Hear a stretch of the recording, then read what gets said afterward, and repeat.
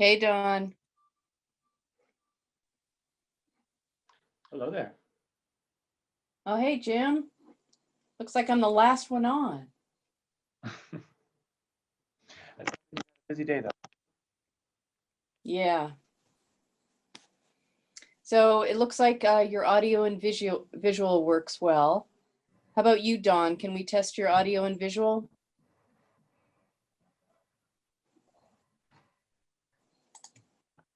Unmute. Can you hear me? Yes. Can you hear me now? Yeah. And if you have forgotten, we're planning for you to share your screen, and the only reason I would share your PowerPoint is if you guys have technical difficulties. So you don't need us to share our PowerPoint? No, you're going to share your PowerPoint. The only Right. reason why I would is I'm your Okay. backup. Okay, no, I did a webinar last night and it went okay. Hey, Domingo. So I just haven't done it's just the moderating I'm a little nervous for about getting all those questions. Yeah. Domingo, are you all set? I can hear you. How's your camera? Let me check it out. It didn't ask me. I'll normally ask you, to check your camera beforehand, but let me see. What about? There you go. I'm here. Very good. All right. Well, it looks like we're all set. I'm just going to wait until 4 o'clock. You guys are so easy. I'm going to go ahead and mute myself, and then we can start up at 4 o'clock. Before I do that, can you just review a couple things with me? You're going to be letting the attendees in, even if I'm the moderator, right? So I don't have to worry about letting any of the attendees in? Oh, you're the moderator. Oh, I got them mixed up. Okay. You could be the moderator if you want. I don't really want to be the moderator. I sent questions to Jim because I'm already getting questions from people. So I'm going to forward them to you, Dawn. Sorry about that. All right, now I need to set up my little chat screen. Where's the little chat button? Down at the bottom. Somebody Okay, just said chat. you cannot start your video because the host has stopped it. Because what? Sorry, I'm muting all participants except for the panel. My apologies if you're trying to give her direction. What's your question, Dawn? So my question is, you're going to turn over the screen to me as the moderator, right? And I can do the introductions, but my question is, do I let attendees in or do you let attendees in? So Chelsea and I are in charge of this webinar, and we're going to be letting people in and muting people as they come in. And okay. I'm going to show my PowerPoint, and then you can, I was not having you going to, do you have a screen image to share when you introduce the speakers? Nope. What I was going to do is, I was going to, so maybe I get this wrong, but that's why I want to just make sure. So you're going to first somehow share the screen with me, so I will be the speaker, and then I will introduce the today's webinar. Nope. So Dawn, I'm just going to introduce the webinar and give technical assistance right. in terms of muting and chatting. And then who is our first speaker? Domingo. So then I'm going to go ahead and introduce you, and then you can introduce Domingo. You should ask Domingo to share his screen and his PowerPoint. And then when his PowerPoint is up, then you can introduce him. That's how I would do it. Okay. And I do have his introduction, but I guess my question is, are you giving me a screen to share first, or do I have to stop sharing my screen for Domingo to share You his? have nothing to share until it's your PowerPoint. Don't share anything until you're ready to present. Okay. It'll be too complicated to keep going back and forth. I'm going to do a short introduction. As you know, I'm filler because it'll give people 5 minutes to sign in. That's why I'm always the filler. You guys are the meat and potatoes. And then Dawn, you can introduce Domingo and have Domingo opening his PowerPoint as you're introducing him, and then have him speak. And then introduce yourself, I guess, whenever you want, because you're doing the second PowerPoint, correct? And then I would tell Domingo to stop sharing because I would have to share, and 2 people can't share at once. Correct. Okay. And then you would do the same after you present. You said, I'm going to stop sharing, and then tell Jim to share his. Okay. And it's up to you to decide how you want to do questions. we do all the questions at the end. But if you have a clarifying question and you think we have time, because you're also the timekeeper, then it's how you want to do it is up to you. Okay, can I ask you one more question? Yeah, I'll try to be quick. What if we get so many questions we run after 6? it's up to you to keep things on track. I'll do my best. Cheryl, I think you need to share me it. Oh, you did it as I was saying it. I know. I just couldn't share with Dawn and do it at the same time. I'm not that talented. That's okay. So I'm going to go ahead and mute myself until we're ready to start. Dawn, did I answer all your questions? I think so. If I have any more, I guess I'll just ask them as I go along if things aren't working correctly. And so Domingo, I have you on for about an hour. My talk only takes about 10, 12 minutes. And then Jim, I think your talk's what, for 20 minutes or so? And then we should have like a half an hour at the end for questions about, more or less. Yep. And I abbreviated both of your bios slightly, not a lot, but just a little. So I hope you don't mind. Okay. Not a problem. I can email them to you right now if you want to see them. Yeah, you No. need to turn on my video. Somebody Okay. needs to turn on my video. We're not having anybody's videos on except for the panelists. All Oh. speakers will be unmuted. All audience participants will be off both video and audio. Thank you.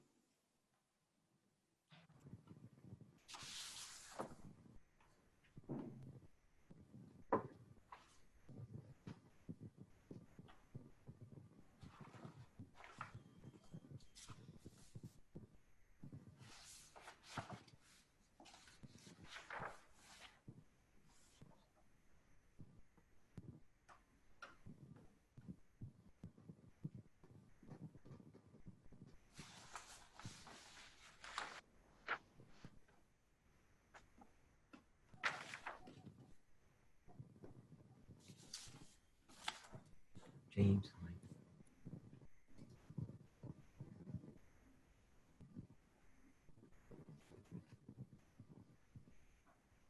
Let me go get some more water.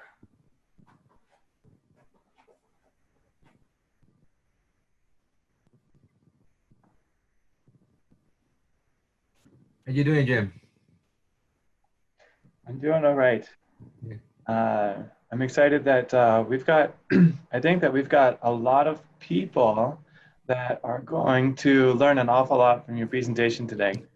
I myself am very excited for your presentation, but we get questions all the time about these feedstocks, and so I'm very excited about Well, presentation. yeah, I don't know who's truly the audience here behind it. I'm, I'm thinking that there are people that are already doing composting, so probably they're just going to review, what I'll be going to talk about. But I'm looking into sharing with people what that's entail in this process, because one thing is site management and planning, but then you have other variables that you have to play with, that you have to consider whether you have them or not, or you have the capacity to manage or not. So it boils down to understanding the whole process and say, wow, do I really have the capacity to do it or not? I'm not sure people are gonna come out to doing the perfect recipe at the end, but at least appreciation of what they're managing. And I'm also willing to, looking forward to hear from you, because, there's the environmental impact concerns that people don't pay much attention to or don't know much about it, because what you're managing is a biological process at the end, with certainly release of nutrients potential. So, there was a question that came out, why stormwater management need to be, regulating this type of stuff. So these are things that are going to come out, I believe. That sounds good. I'm really looking forward to it. Okay. Looking forward to the Okay. conversation. Good. Thank you. I'm just gonna close my door. Leave it just a little bit ajar.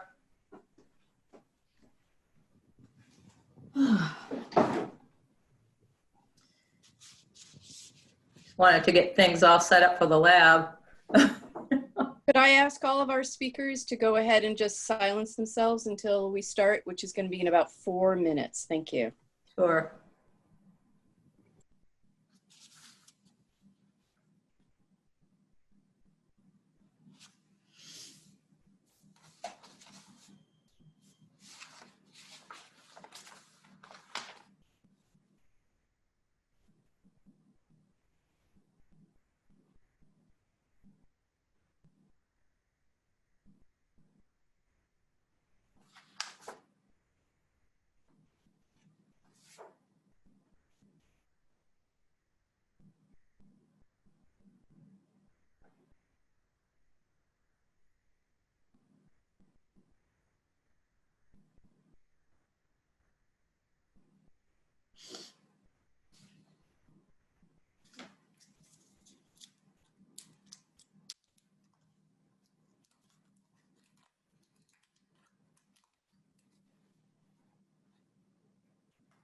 Hello, can anyone hear me? Good afternoon, everybody. As participants are coming in, we will be muting your video as well as your audio. And if we are unsuccessful, we ask you to do so. We'll be starting the webinar in about 4 minutes. Thank you.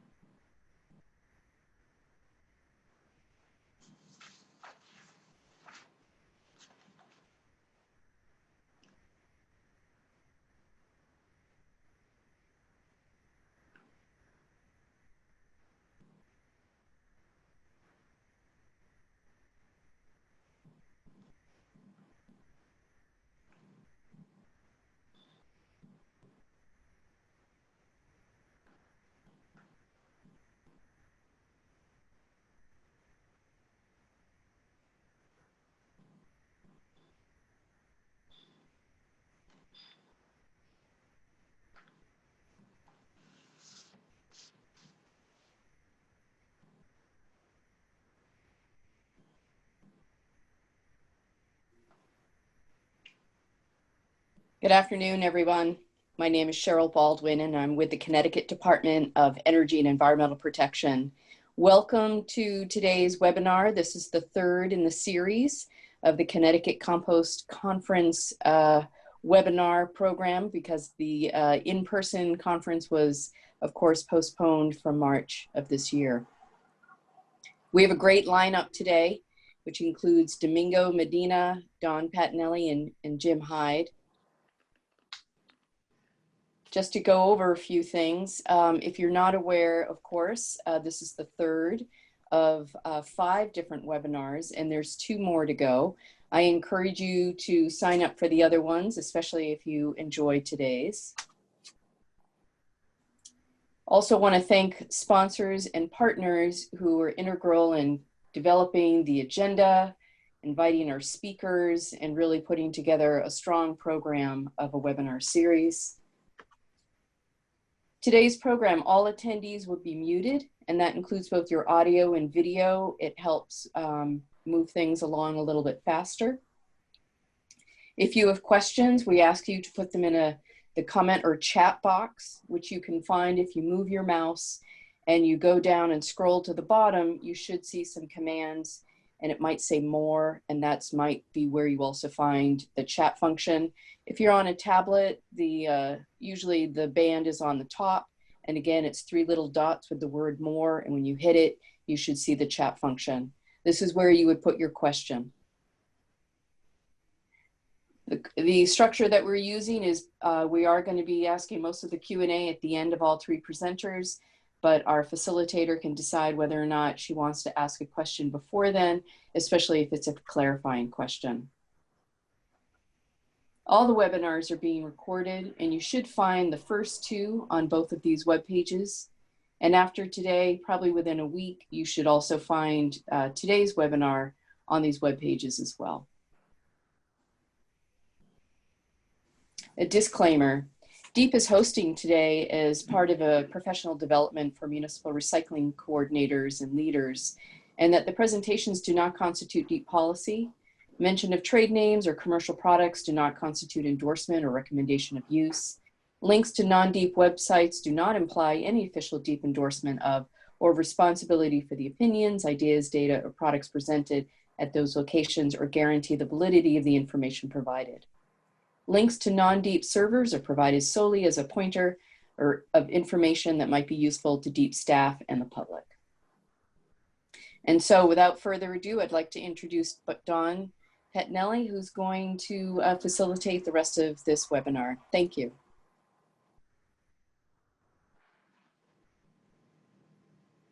Well, hello there.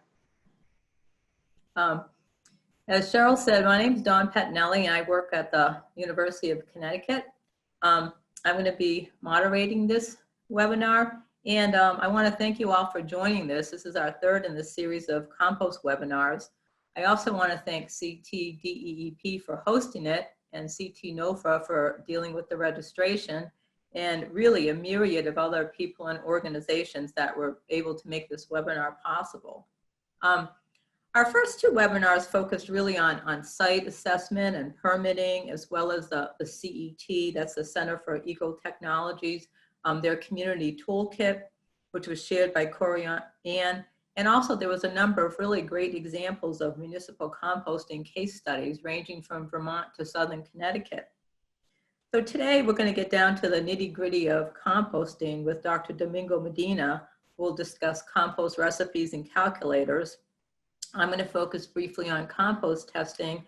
And finally, Jim Hyde from the NRCS will speak on nutrient management and environmental planning. So again, I just want to remind you, if you do have any questions, put them in the chat box.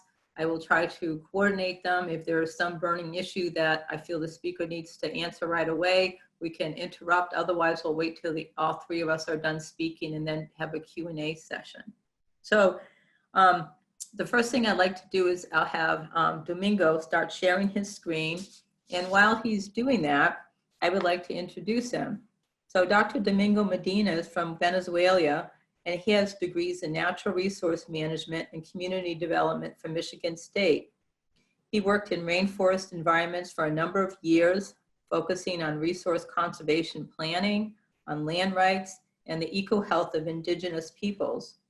In New Haven, Domingo has been involved in farming since 2005, working in a CSA and community garden, producing organic food and learning about the links between healthy soils and plants, nutritious food, and human health. He has been involved in many projects with the New Haven Bioregional Group that promotes a sense of place, environmental awareness, and community resiliency. Domingo is a certified Yukon Master Composter, a certified compost operation manager through the U.S. Composting Council, and a local entrepreneur, founder, and director of operations of Peels and Wheels Composting, LLC, a neighborhood pedal-powered food scrap pickup and composting service that promotes community composting in New Haven. And right now, he currently assists people in the community to find waste management and soil amendment solutions through training, education, waste audits, program design, grant writing, minimum waste event planning, and soil sample analysis and composting. Despite all that, he found time from his busy schedule to come here and present today on compost recipes and calculations. So I know we can't hear applause, but let's pretend. So Domingo, thank you.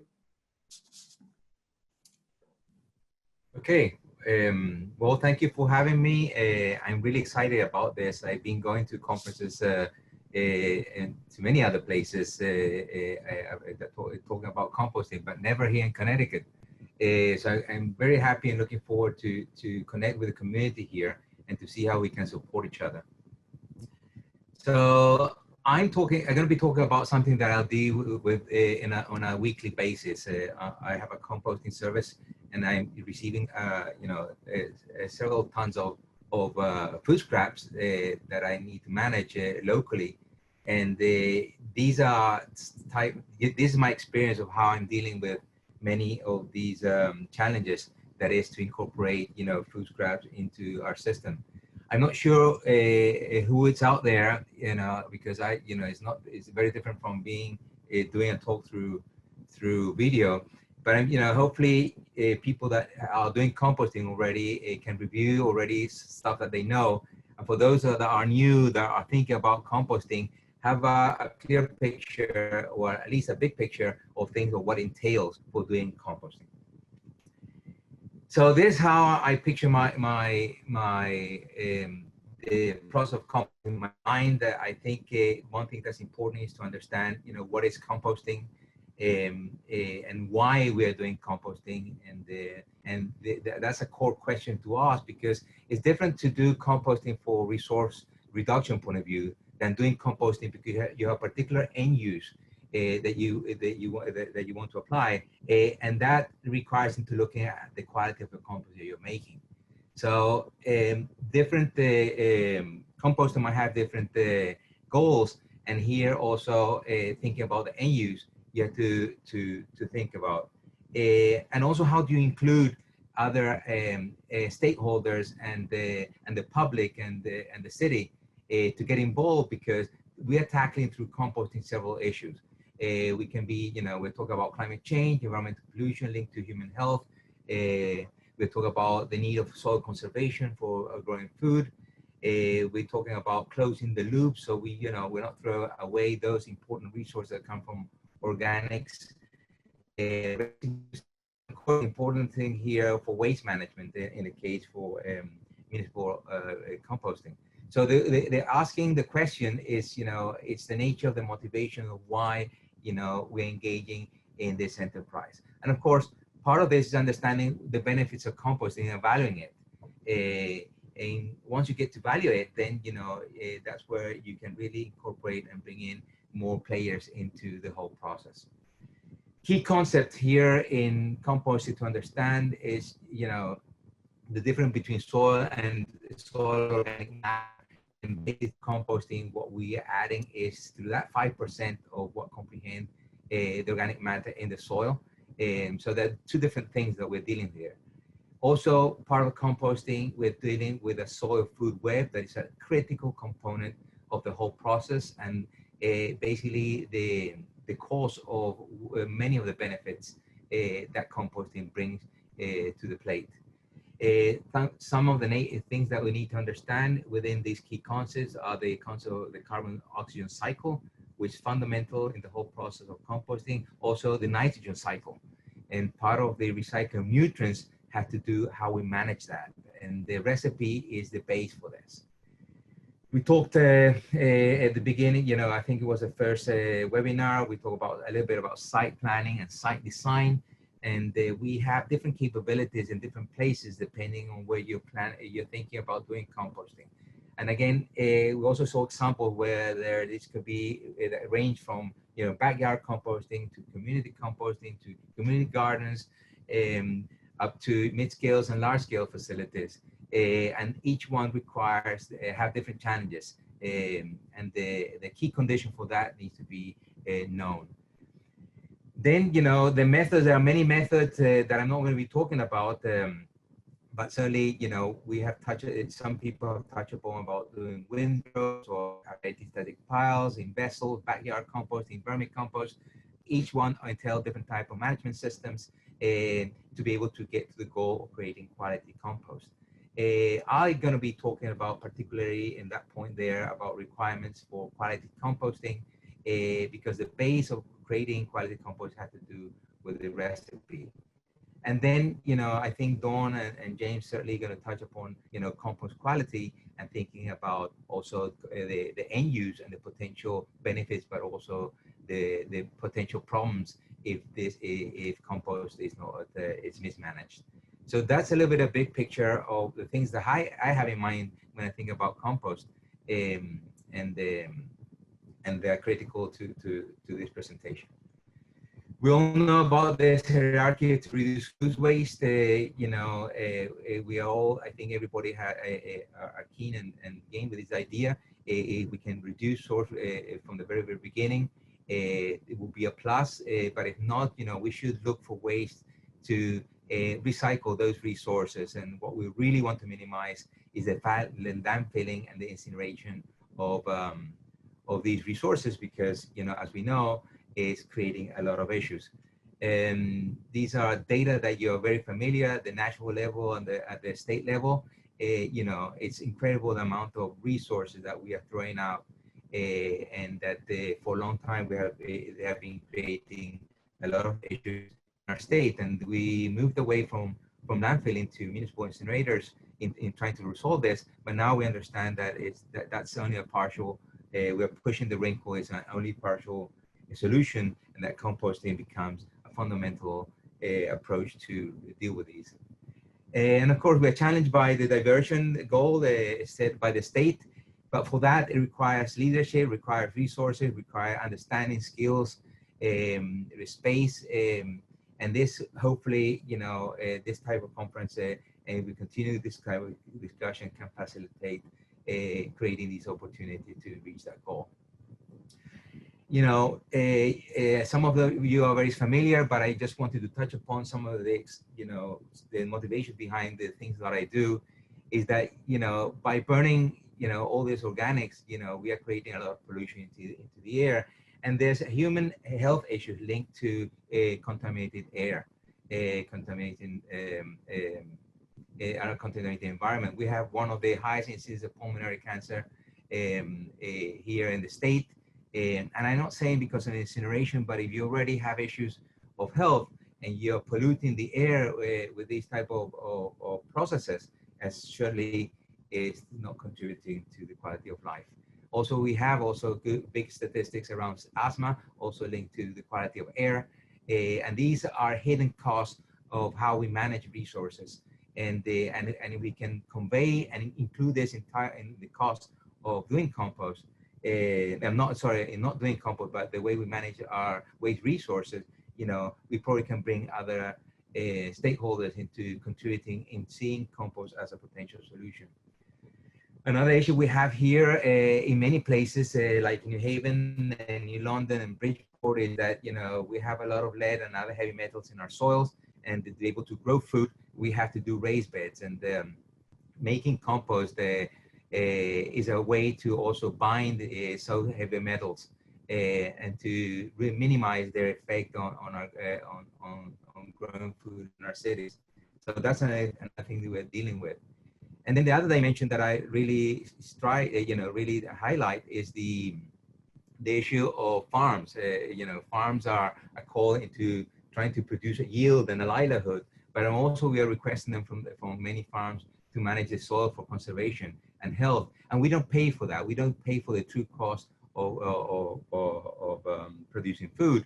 And I believe that if we are able to somehow link, all this organic waste that is being produced in urban settings and link it to process of compost processing in farms for their own use for soil conservation, it will be a way to help out many of the farms that are really struggling with keeping minimum organic matter in the soil for the quality of their soil. And, these are things that are thoughts in my process is that there's a leak in the economy. We are paying tipping fees. There's a cost associated by hauling all this trash, and that we're losing those resources. And if there's a way that we can recycle those or recircle out around those resources within New Haven, we create jobs and we can really utilize that resource instead of losing it within our economy. And this touch upon this idea that we should be having certain responsibility as citizens and residents of our towns, of how can we contribute to take those resources and bring it back to places where food is being grown. And of course, the issue of climate change, many cities are adopting policies around this, but one of the, and mostly around cutting emissions, but very little policy goes around really into incrementing opportunities for composting. And it's very interesting when you see the history. We moved from the very early mid-centuries, early to mid-20th century, we had actually garbage collections, mainly food scraps and organic material that went for feeding pigs, for people to feed themselves. And then we move away from that to landfillings, to municipal incinerators, and now to anaerobic digesters.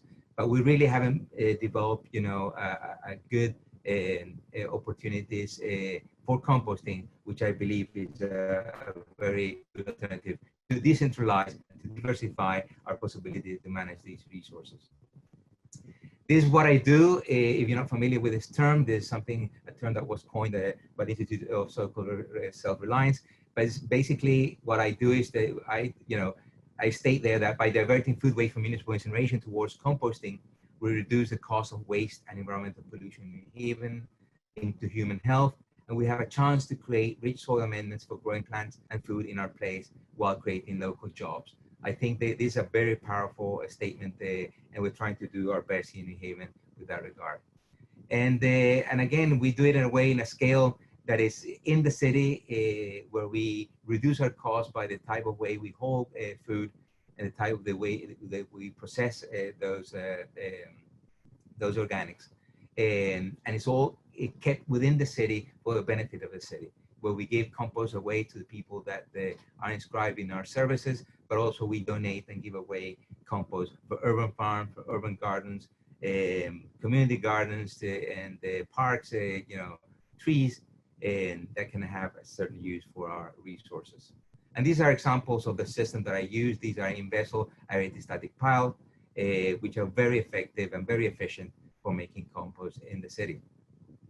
And this is just a map of the distribution of people that are willing to pay for a service like the one that we provide, and it's growing every day. So we are pleased to see, concerned citizens about dealing with their waste. 98% of the people that compost with me are women. So there's a market to understand and to see how you can really expand for others to participate in this program, or similar like this one. And of course, we have a measurement of the impacts of what we do, because we collect on a weekly basis, and we measure how much weight we are collecting, and we can convert this into metric tons, which we can compare to other efforts and see how we are improving the quality of life in our place. And this is just an example. It's all done by hand. We pick up by bikes, and then with all the mixing and that is done is through calculations of our recipe, and then it's all by hand. And we have been doing this we're starting our 6th year now, and it has been a very interesting experience that we're willing to share. And this is another photograph that show a little bit of our efforts in our city. So getting into, I needed to talk about that because, I'm talking, there might be people out there that might be looking at our experience and at scale that we have developed, or development that might be applied for them, whether it be people doing urban farms or whether people working on their own small farms or in schools, where this type of technology is very applicable. So I'm going to review very quickly what is composting, some of the benefits. I think sometimes I wonder how people appreciate and understand the benefits, because then that will have an impact or the reason why you want to do composting. Then I'll talk about what are those objectives of doing recipes for composting. The key elements that I'll touch upon, like carbon, nitrogen, moisture, and oxygen. These are the key pillars of doing composting that needs to be understood. And then touch upon a little bit about the phases of the composting process. We create the condition for it. We have to monitor that process, so we know that can go through those phases and end up in the type of product that we want. And then I'm going to touch upon those parameters, those recommended conditions for rapid composting, which have to do with the carbon to nitrogen ratio, feedstocks, bulk density and porosity, and moisture. And then at the end, a little bit of some tools that can help you make this calculation. This calculation can be done by hand, can be done with a spreadsheet, or tools that are out there that can help you prepare like your recipe book that helps you tweak your whole process. Okay. So what is composting? One thing that is key here is that composting will happen despite of us. It's a biological process. The process of decomposition will happen in a forest without us intervening. The difference is that, when we talk about composting, is that we create the conditions to be able to accelerate that process. And the process is a biological process where we're basically feeding for the functions of microorganisms like bacteria and fungi and other microorganisms that play a role in stabilizing the process of decomposition of organic waste. And then, so that's key. We play with these variables to be able to create a resource in a time frame, that then we can be able to use it for a particular goal. So some of the benefits, you have heard about many of the benefits. Basically, on the part of supplying organic matter to the soil horizons is very key. It improves soil structure, and this is done by the functions of many microorganisms, where we can create a very nice soil aggregates that helps to aerate soils and the ability to infiltrate and absorb and hold water. And of course, the importance of enhancing the soils to be able to recycle nutrients within our soil. Then you have other implications from the chemical point of view. You have the mineralization of organic matter. You have the improvement of fertility of the soil, and the slow release of nutrients. And of course, the formation of humus that is so important for the stabilization of carbon and for sequestering carbon. And one of the key things is this idea of the cation exchange capacity, the importance of being able to hold nutrients in the soil to make it available for plants through the symbiotic relationship with microorganisms. One thing that compost does is it balances soil pH, and is key. And again, this is a product of soil biology. And another important attribute is that it helps to inactivate toxins, to minimize the bioavailability of lead and other heavy metals, including pesticides. Not all of them, but many of them. So it's a wonderful resource to have around and to use. And of course, one of the most important things that you beneficial organisms to your soil, which are the key players in creating not only healthy plants, but nutrient-rich food for those people or you that are into growing your own food. So these are some of the benefits around compost. So what are the objectives of compost, of the compost recipe? You want to develop a blend of organic feedstocks in a ratio, in a proportion, and in a moisture and aerobic condition that can allow you to do several things. You need to be able to go through changes in in the stages of temperature within your compost pile. So the blend has to be conducive to that. You need to do composting relatively to process that in a relative time, in batches, in a time frame, because once you start to receive all this organic material on a weekly basis, you have to be able to move it around and be able to use it around. Otherwise, you'll have your sites fill up of organic matter that is still decomposing, and it will be decomposing very slowly. So this will allow you to accelerate that in the time frame that you can manage. Also, the importance of the blend has to do with auto-medication, and that has to do with including carbon in your mix properly in the proper ratio. You also need to be able to heat up enough your pile to be able to deal with pathogens and weed inactivation, and that's a process called the process to further reduce pathogens, and you can manage for that.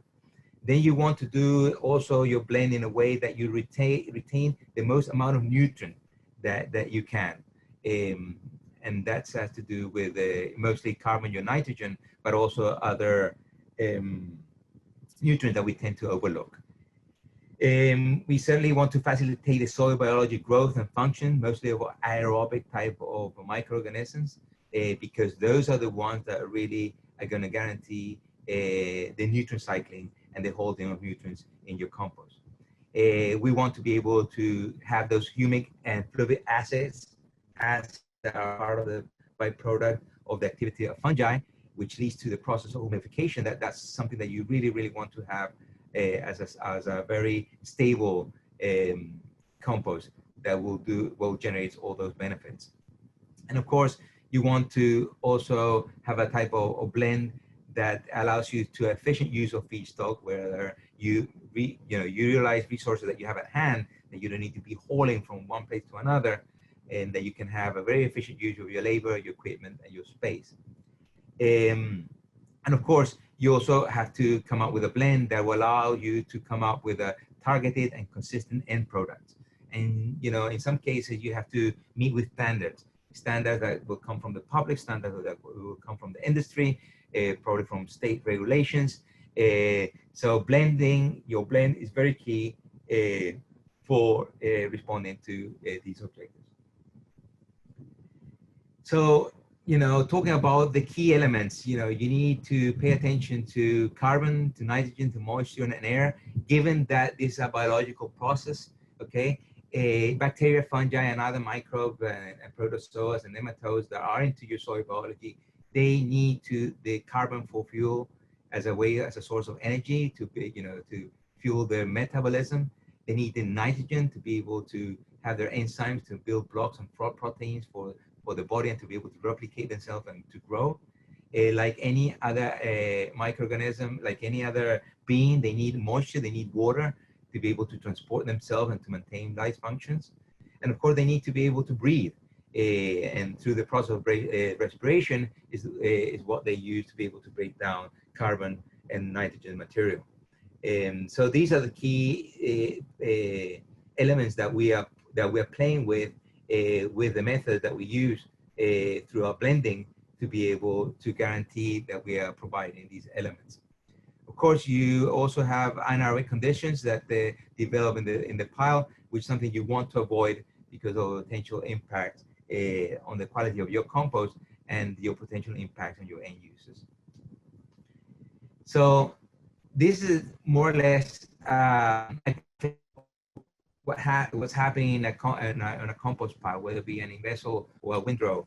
You go through phases, and once you do your blend that I can explain a little bit later, you're gonna go through thermophilic type of stages of temperature with different type of microorganisms that are aerobic, that are that thrive in different conditions of oxygen and moisture and the type of food.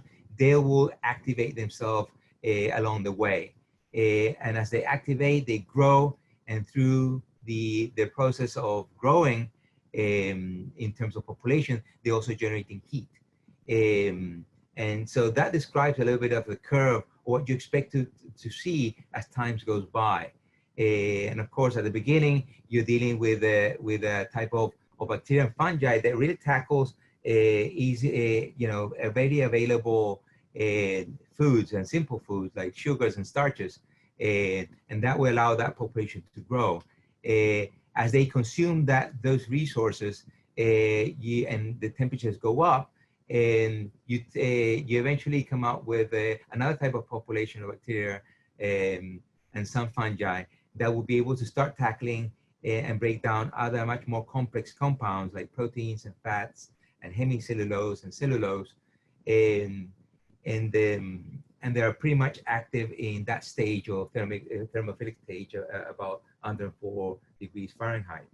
And then as all these foods are being broken down, temperature starts to come down, and then we get into another stage, a more curing stage, where we go back to mesophilic type of microorganisms that that keep on slowly degrading, much more heavily complex foods like lignin, for instance, are much more resistant compounds, and allows for a much more stable product along the way. So whatever we do in our recipe management pile, we might facilitate or impede the actual process that these microorganisms play into tackling and decomposing all these foods. So that's something to pay attention to. You're managing a biological process. Sorry about that. And just a little bit about that process to further reduce pathogens. If you are in the business of composting, or you're in the business of giving away compost, and you want to make sure that your compost is safe in terms, at least of terms of having pathogens or not. And these are standard type of requirement that, depending on your system, you need to make sure that your compost piles go through that thermophilic phase to be able to guarantee, or at least to minimize, that you are killing pathogens like E. coli and Salmonella, which are pretty resistant. And if you're killing those, the assumption is that you're killing others also. So this is something that you might be evaluated if you're trying to get certified, or you want to be able to sell your compost, that you need to secure and assure that you're hitting those temperatures. Okay, and I want to emphasize the aspect of the soil biology. All this bacteria, all this fungi, all these nematodes and other microorganisms that play into a trophic level relationship, or basically eating each other and dying and pooping and excreting all those minerals and keeping in the body and then releasing them and exchanging them at different trophic level, is what makes a compost a very powerful resource. And again, anything you do through your blending and through your management might have impact whether you are keeping these nutrients or not, or you are liberating and losing them along the way. And this is just to show you that you have a diversity of microorganisms to play that will function in different aspects of the availability of food and air and moisture, and that you have to pay attention to, because you want to be able to do an aerobic process and avoid any potential anaerobic conditions that is detrimental to the quality of your compost. Okay, and if you see and look at what's the benefit of a healthy soil food wave, and you read what I'm putting out there, is the same type of benefit that people talk about compost. The thing is that they do not attribute it to the soil biology, they attribute it to some type of given benefit. And your compost has to be alive to be able to generate the benefits that brings to that you want to generate. Okay, and this is just a description that people study through the different phases of composting. You have a time frame that things are going through, and the temperature changes over time, and that has an impact in the biology, in the movement of nitrogen, carbon, and pH along the way. And these are things that you're not seeing, but these are things that have been studied, and if you do things right, you must go, I'm sure you have to go through levels of these type of processes to be able to end up with a quality compost. That at the end, you will need to evaluate. You'll need to evaluate to understand whether what you have been doing have been contributing to the quality of your product. And of course, in the compost pile, you have a lot of reactions that has to, within the nitrogen cycle. And I just mentioned this very briefly here, is that the same thing that you see outside in the environment about how nitrogen is being cycled in the soil, you're also going to see it in the compost. And one thing that you want to avoid is to lose that nitrogen through ammonia, through nitrous oxide, or just nitrogen gas that we lose into the air, and that is not kept within the compost pile. So that quality of compost will vary depending on your management. So those environmental factors that you see there are going to have an impact on whether we keep many of those nutrients or we're losing them along the way. Okay, so part of recipe development, these are the components that I have to pay attention. Key to this are the feedstocks. These are your organic waste, your organic resources that you have to have access to, that we always talk about in terms of browns and green, and this has to do with the makeup in terms of the ratio of carbon to nitrogen. Within feedstock, we have also contaminants that we should be concerned about, that we can have, like heavy metals, like GMOs, herbicides, pesticides, fluoride additives that we find a lot now in food waste. So it's one thing is to go out and collect, and people are eager to say, yes, I want to compost, but you really want to minimize all these contaminants, because you're going to end up with a compost quality that's going to hurt more than anything else. So so carbon to nitrogen ratio is key. Also, particle size will help you, and I'll explain that a little bit later. But we reduce the particle size, we are actually accelerating the whole process by exposing more material for the access to bacteria and fungi to do their job. We play with the bulk density and porosity of the whole mix. So we guarantee that the water and oxygen can get into the pile. So we keep the whole system aerobic. Also, we provide enough moisture for that, the livelihood of the microorganisms to do their job. Oxygen is key, that we do it through the blend and the density of the blend. And then the temperature is something that we don't really control for. It's more an indicator of how things working. Although when things get out of hand, whether things are too low or too high in terms of temperature, then we have to intervene in the whole process. And hopefully we'll be able to touch upon that. So in terms of recipe development, you need to be able to identify what are your primary ingredients to be managed. Some people are going to be dealing with manures, others be dealing with food waste, or other much more mixed type of resources. But that's something that you have to pay attention to. What type of primary ingredient I'll be managing, because everything's going to go around that. These are the type of ingredients that are going to become more producible, that are going to degrade much more quicker, and you need to be able to control for that process, adding secondary feedstock. And mostly when we talk about secondary feedstock, we're talking carbon-based type of material. You need to understand what are the properties of that material in terms of their percentage of dry weight in carbon and nitrogen, the moisture content, the bulk density, because these are the variable base for you to calculate in your recipe.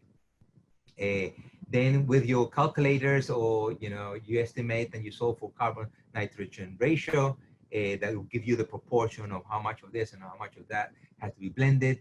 You have to solve for moisture content, and that's something that varies over time because sometimes, you know, you have leaves there that you're going to be using, but hasn't rained a lot for a long, long time. It's different when you have a lot of leaves that have been rained over, or have you have a big snow that have fallen over them.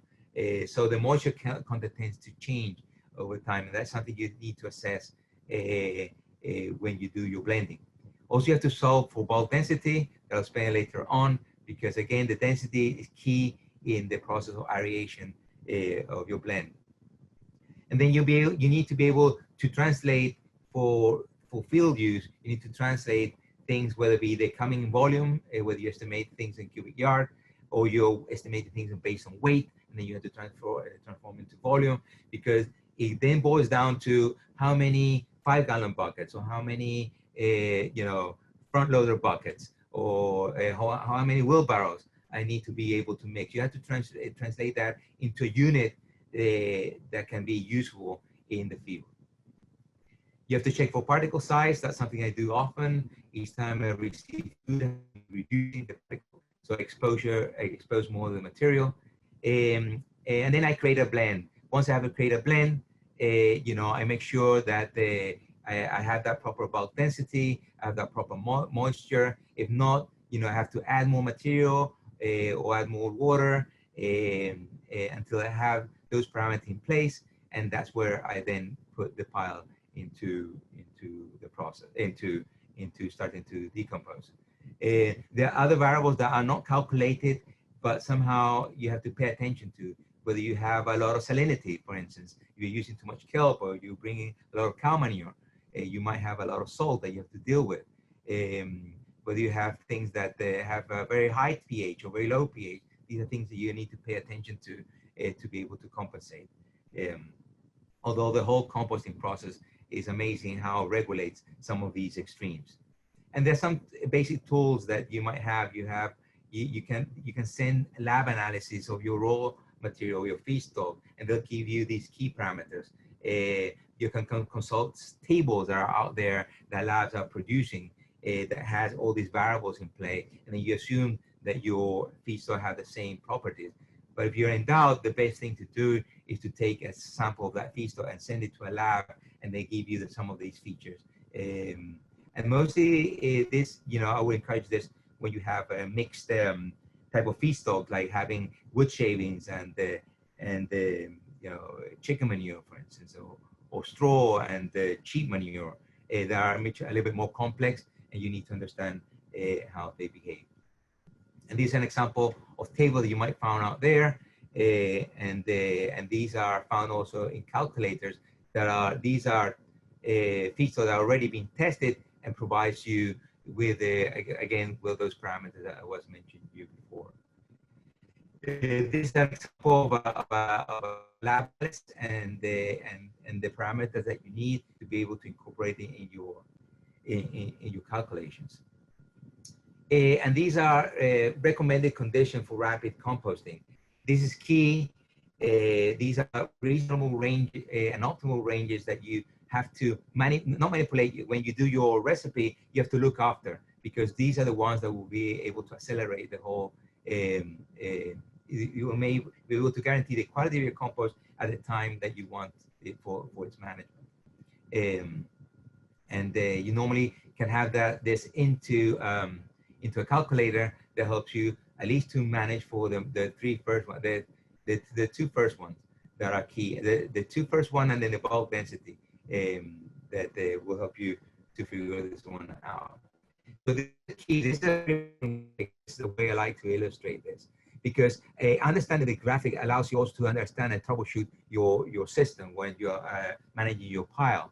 So you start with, you know, at the center with trying to combine the proper ratio of carbon to nitrogen. And normally in the literature, as you saw before, is between 25 to 31 to 1.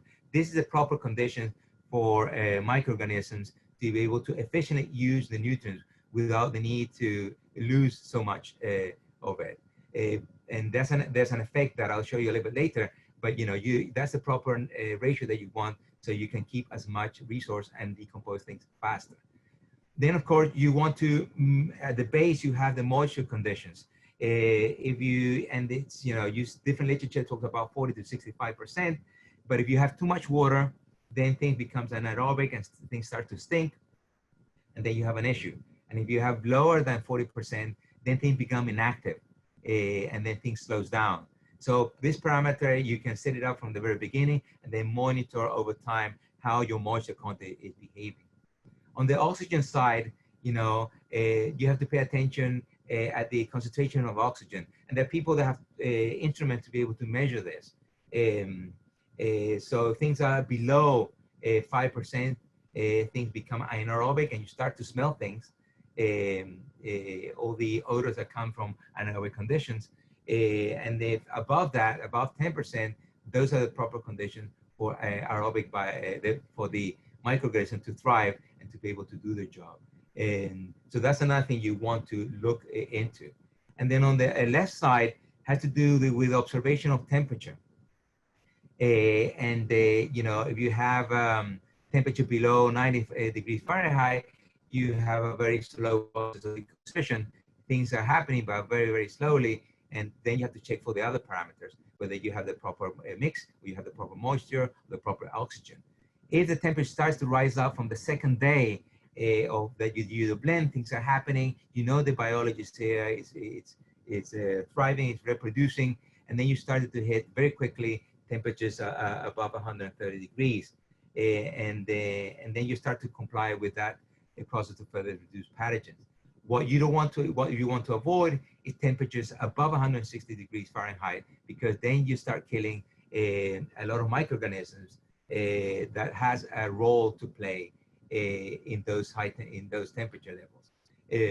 So you want to control for that once you manage your pile.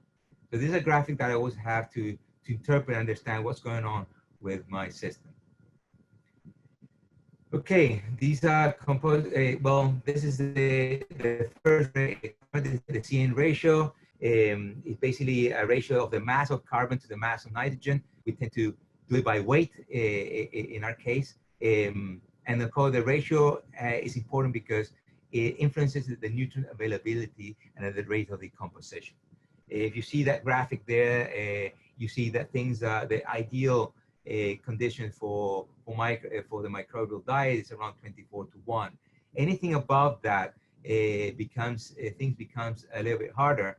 It's slower, not harder, but slower to decompose, and everything lower than that will decompose and rot very quickly, but we create a lot of loss of nutrients and also a lot of anaerobic conditions. And of course, for that, we need to understand our browns and greens and our sources.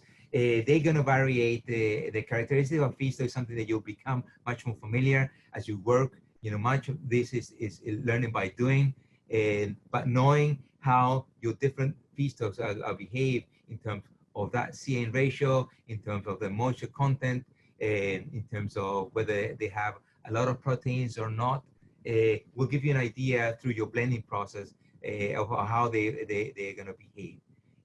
When you have to, grasses, when you have food, they have a very high content of nitrogen, and they tend to heat up your pile very, very quickly compared to others.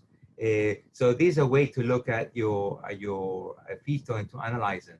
So if you don't have your tables or your lab analysis, at least these can guide, these type of understanding can guide you in terms of what you expect your feedstock to behave.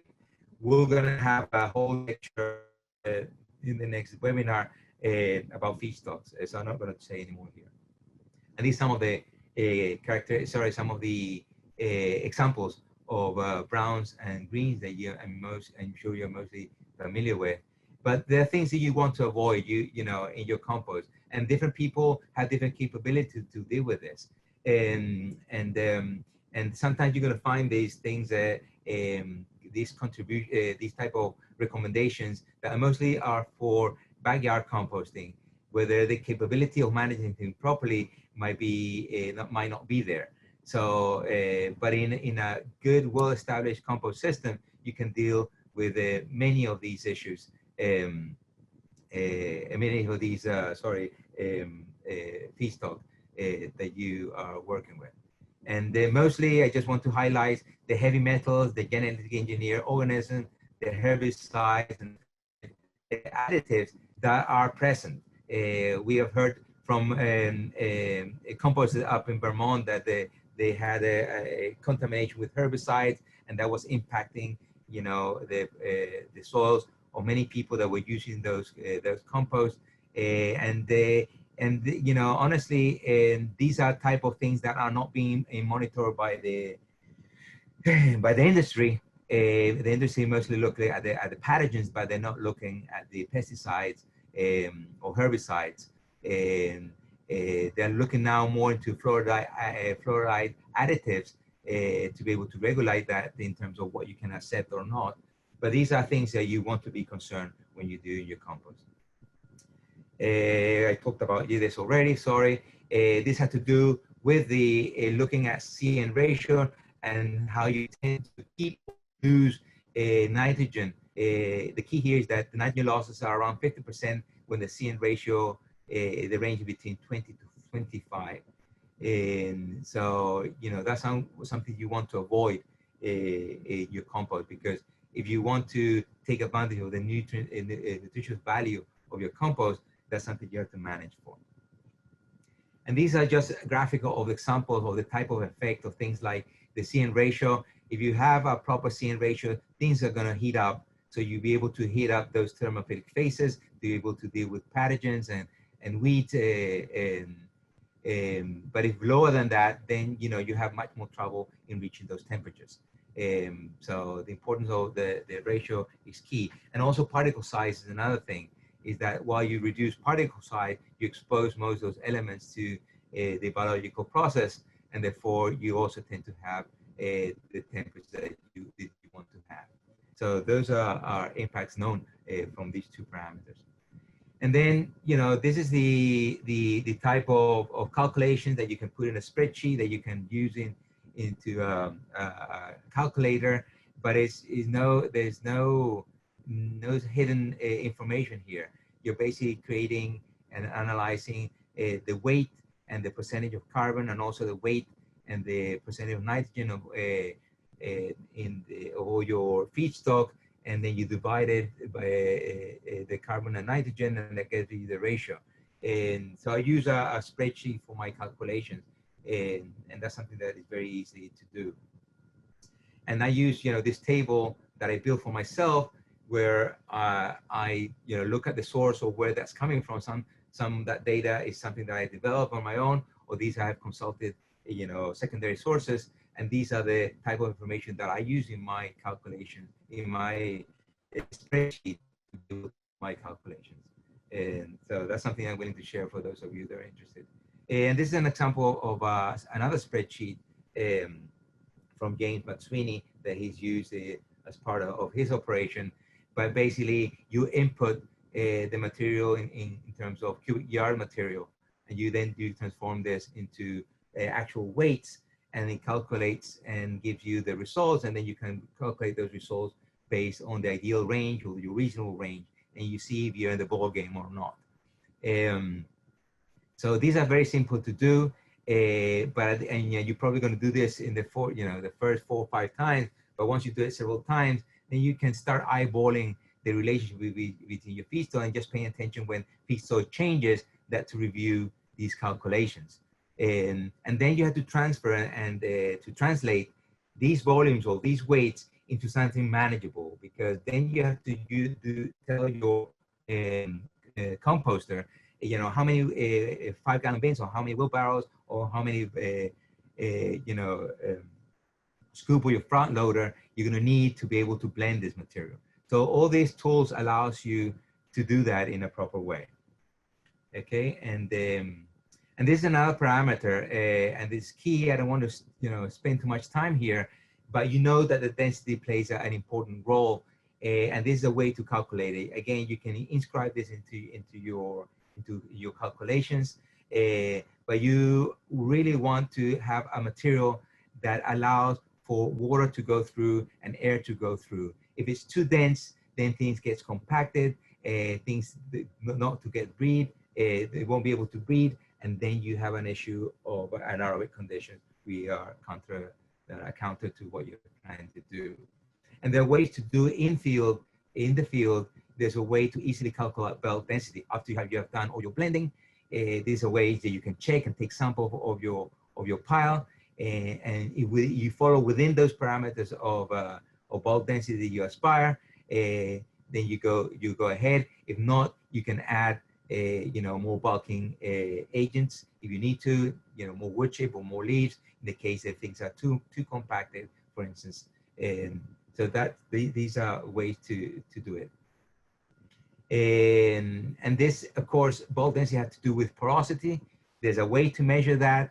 I don't tend to use it. I just go through bulk density. But this is also a measurement of that pockets of air that you have within your mixture.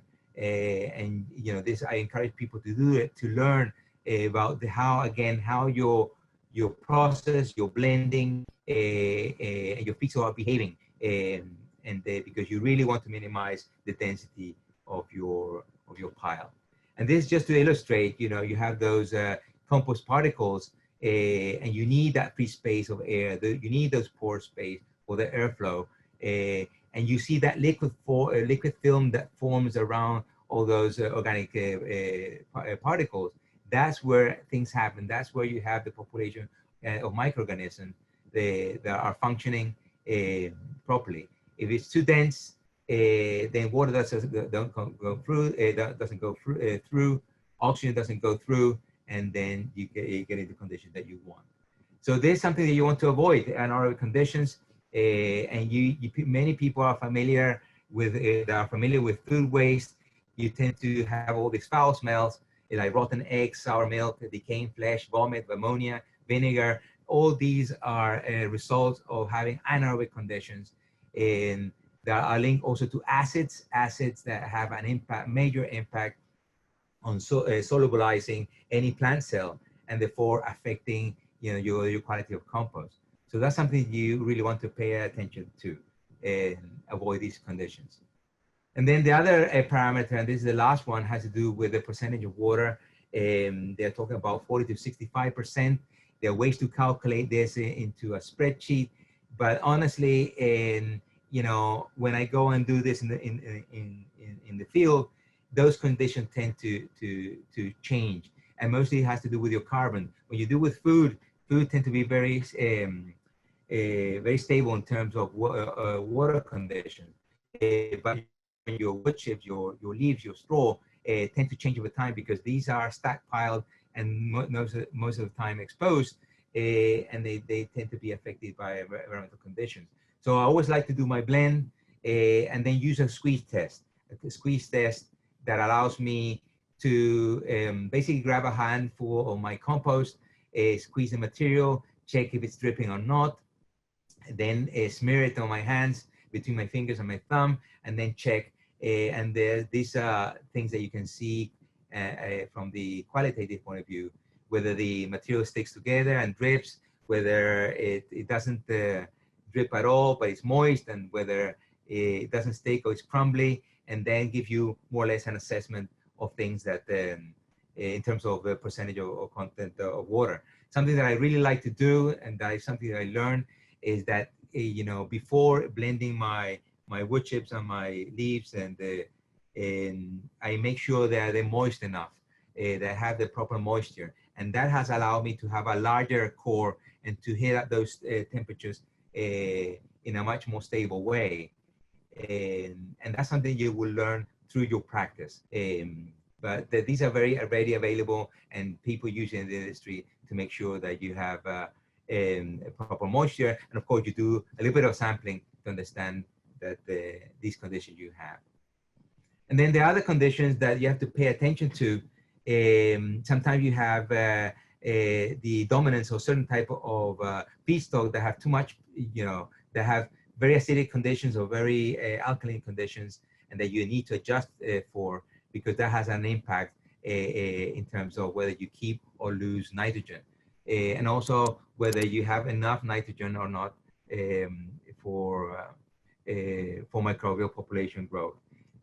So these are things that I already mentioned before. And there are people that like to use activators and inoculators and starters and supplements for materials.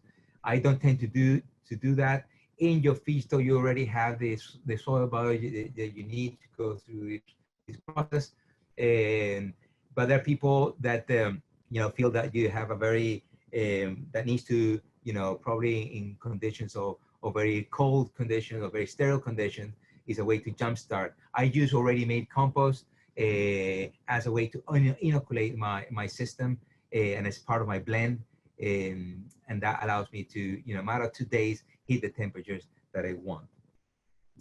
And of course, the last thing I'm going to say is the importance of monitoring of the oxygen, temperature, and moisture. That's a whole chapter of things, a whole webinar of how do I monitor and how do I pay attention to these parameters and how to troubleshoot, so you make sure that you have the time frame to your batch process and also for your quality compost. This is something that Dawn is going to talk about, but when do you know that your compost mature? And there's a whole set of parameters out there that are measured and that are they're looking after to understand quality compost that I'm sure Dawn is going to talk about. Here are some references that I'm going to put here, things that you can consult about composting, about blends, about recipes. There are a lot of recipes out there, but that depends on what you have. But this is a nice source of resources. And these are examples of things of compost calculators that you can find online. Some are free, some you have to pay for them, like the Green Mountain Technologies, but they work very well. I corroborated each one of them with my own spreadsheet, and there has been a guide. Again, these are calculators that guide you. At the end, it's what you observe and you can make and your understanding of how the blend behaves that make things properly. And these are just some of the resources. I just want to mention the book by James McSweeney, which most of this presentation, my webinar, many of that information is there. What I like from his book is that he been able to review the literature that's out there that has been produced by Cornell and by other organizations, other publications, and plus his own training. And he gives you, details and examples and comparisons. So it really is a good book to have for designing and for recipe and for quality compost and to guide your whole process. So I'll stop here. Thank you very much, and I'm looking forward for any questions.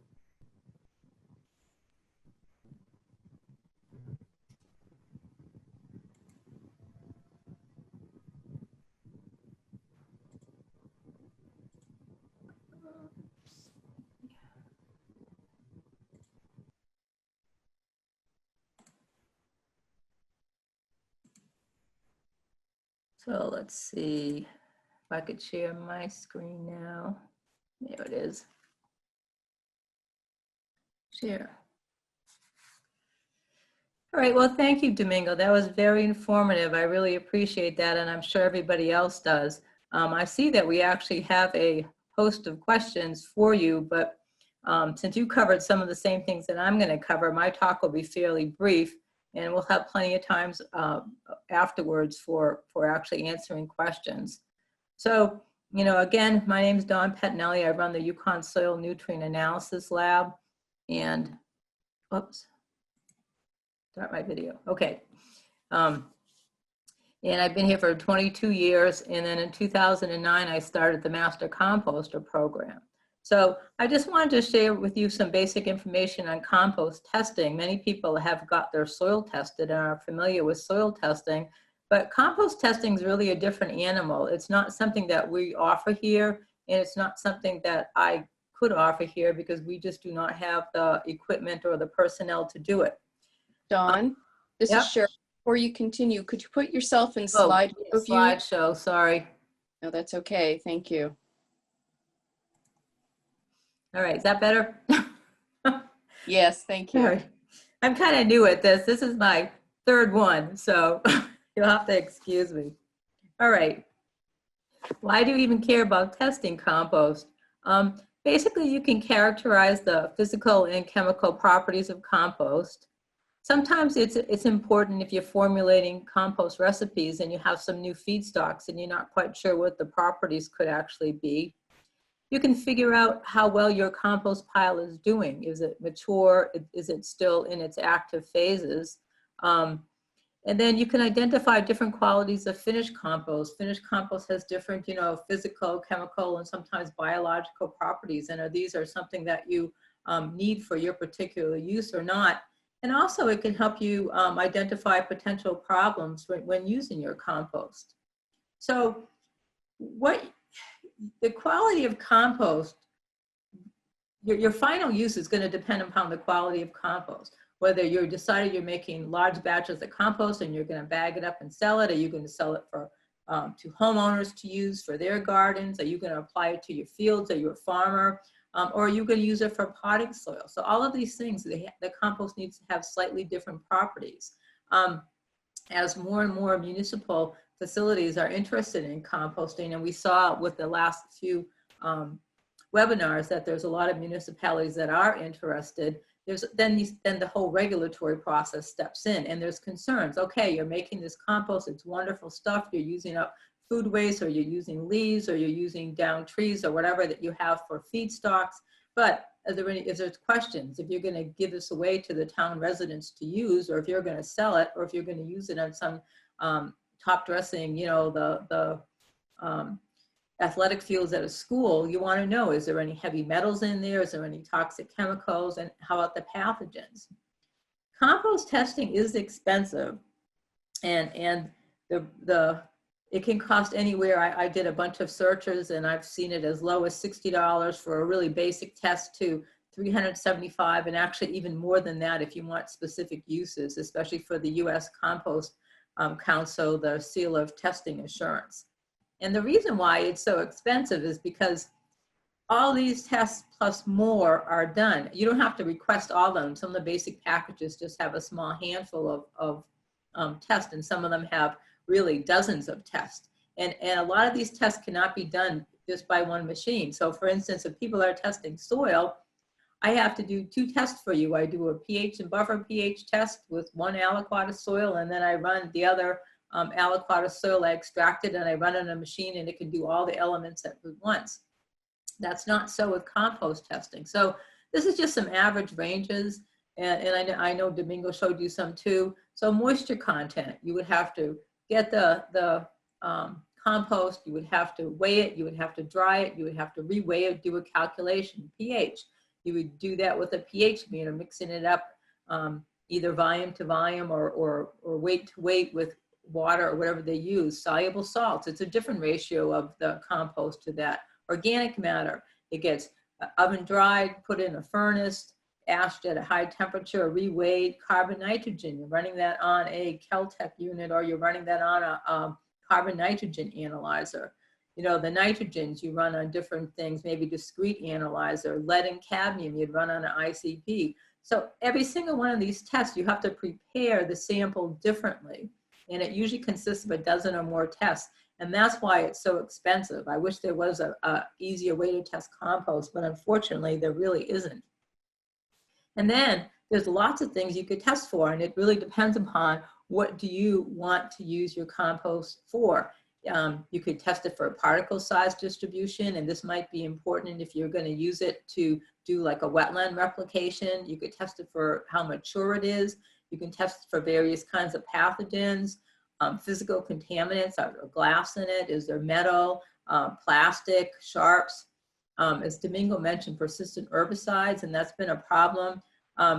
We don't really have that much of an issue with it right now that I know of, but they were having major issues in Vermont because a number of years ago there was a drought, and they were bringing in feed for horses from a different state in the Midwest, where they were using these persistent herbicides on their hay. And then when it goes through the horse, and even afterwards when they collected the manure and it went into the composting process, it didn't make the persistent herbicides go away. You can test for respiration, you can test for stability, how much water can the compost hold, does it have any trace metals? Does it have heavy metals?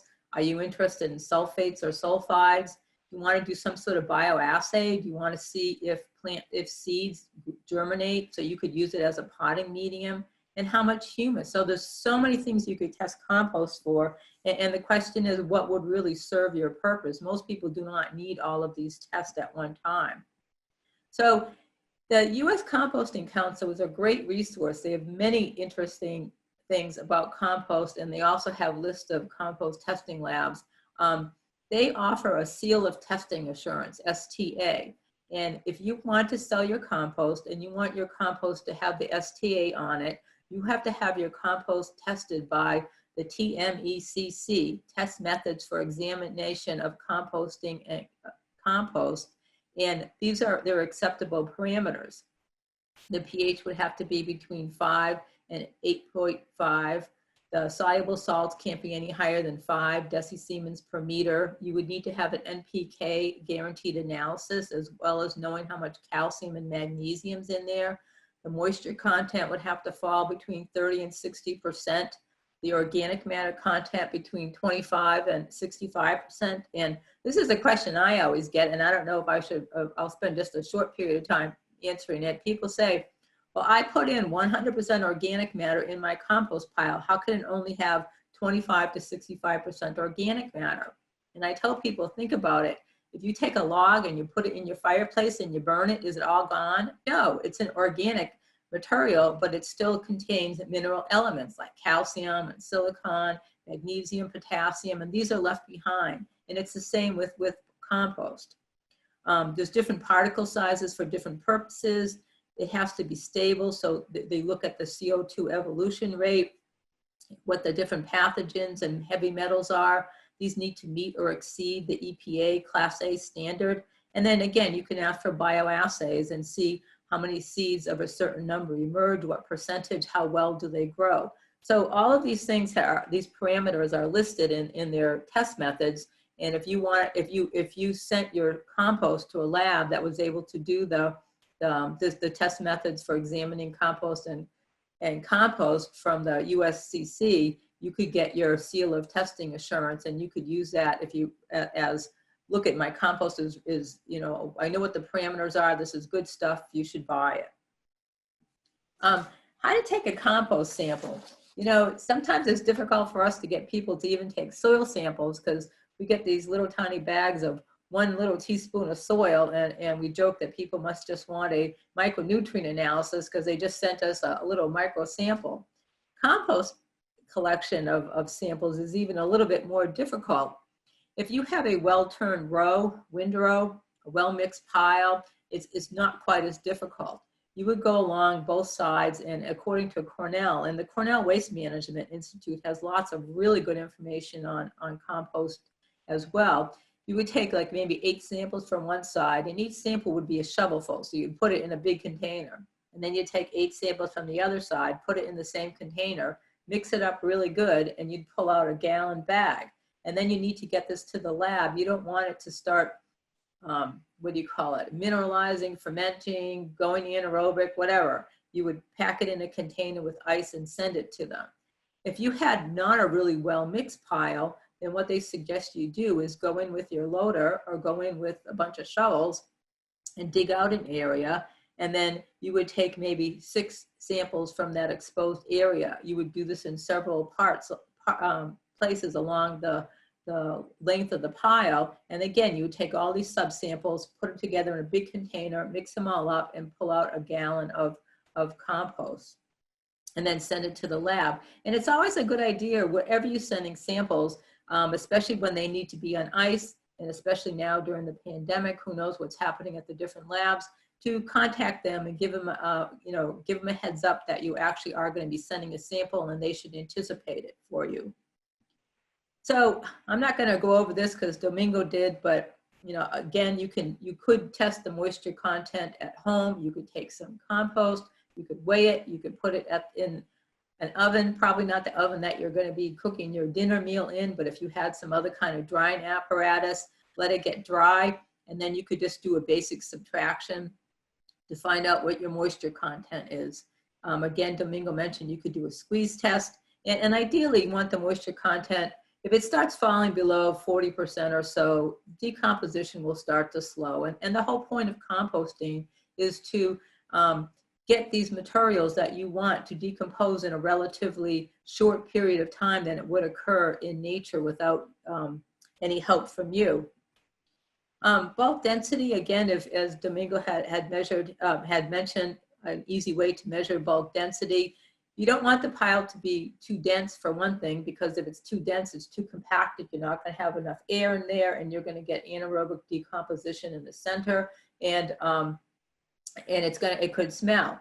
So as he mentioned, you can just quickly get a 5-gallon bucket, get a weight, fill it with compost, weigh it, subtract the weight of the bucket, and I found a nifty little conversion thing that if you times the weight by 40.5, you'll get the bulk density in pounds per cubic yard. And ideally, if it weighs more than 25 pounds, it's probably too dense. And then the same thing, again, he mentioned for porosity. You want to have enough space for the air to move. Using that same bucket that's already filled with compost, you can slowly pour water in it, get the weight of everything, subtract the weight of the bucket and the compost, and you get the weight of the water, times it by 2.4, and you get the percent of air-filled porosity. As far as managing pathogens, you really need to, it's not just the temperature. People think that if you just heat it up, all the pathogens are going to die. It's a little bit more complex than that. If all of the parts of the pile are heated up, you're managing for temperature and for aeration, you can pretty much destroy all the pathogens that are there. The problem is, and as Domingo measured, depending upon the type of composting you're doing, whether it's windrow composting or whether it's in vessel composting, it would have to be at about 130, 131 degrees for a certain period of time. Do realize that getting rid of the pathogens once it's not sterilizing the whole pile, because this is a whole factor of things. It's the temperature, it's the natural competition between other sorts of microbes, it's the predation of other microbial entities, and just the antibiotic effects. Microorganisms release antibiotics as well. So you can get rid of all the pathogens in your pile. You could send it for testing, and it could meet the EPA Class 1 standards. But you can get reinfected if you have animals that are in the pile, or if you use contaminated equipment, you can reinfect your pile. So just know that when you're maintaining it. So as far as compost maturity tests, there's a couple different ones you can try. I mean, mostly I tell my home gardeners that your compost is pretty well done is when the pile is basically reduced in size by about half. When you turn it, it's not going to heat up anymore. If you wanted to get a good idea of this, you can use the Dewar's test. And so you would put moist ambient compost at an ambient air temperature into some sort of a thermos, and with a thermometer that you can see in that picture. They have little thermometers stuck in there. And then you want to see if it heats up. If it doesn't really heat up after 2 to 9 days, you know that it's mature. It should have a nice odor. You shouldn't be able to recognize what most of the feedstocks are. And then there's also, and I didn't take a picture of this, but I'll show you this. There's also the Solvita compost maturity test. And you can buy it from Wood's End. And what this does is it's basically an incubation. You put some compost in a jar at a certain moisture content, and you put in some paddles, and you can measure the amount of ammonia is produced. You want it low at the end of the composting process, and you can measure how much carbon dioxide is produced as well. And again, you'd want it low because you'd want most of the microorganisms would have already done their job on that. Another compost, I just did this a quick one. I had some Yukon manure-based compost, and I just wanted to show germination test. I didn't use a paper towel. What I did is I just filled 1 6-inch pot with Yukon compost, which actually the stuff that I have right now in my lab is really over mature. And then I just used ProMix with no fertilizer added and just planted some cucumber seeds. And you could see in this case, the germination was fine, but the growth of the was somewhat stunted in the compost. And I suspect it's because it's an older, over mature compost and it just doesn't really have that much nutrients. Plus, being an over-mature compost too, it's a little bit more denser than it should be. So it would be something that I would use to amend my garden soil, but it wouldn't necessarily be something that I would use as a potting medium. And then a quick way, if you want to know how much organic matter is in the soil, what you can do is if you have a little scale, you could take out a couple, measure out a pint or so of compost and then dry it, measure out 2 cups, weigh it. If it weighs between 8 and 12 ounces, it means it has between 40 and 60% organic matter, and that's perfect. If it's less than 8 ounces, it has more organic matter, and it's not quite mature yet. And if it's greater than 12 ounces, that means it's older compost, and it probably has fewer amounts of nutrients. So what you're looking for is between 8 and 12 ounces for organic matter.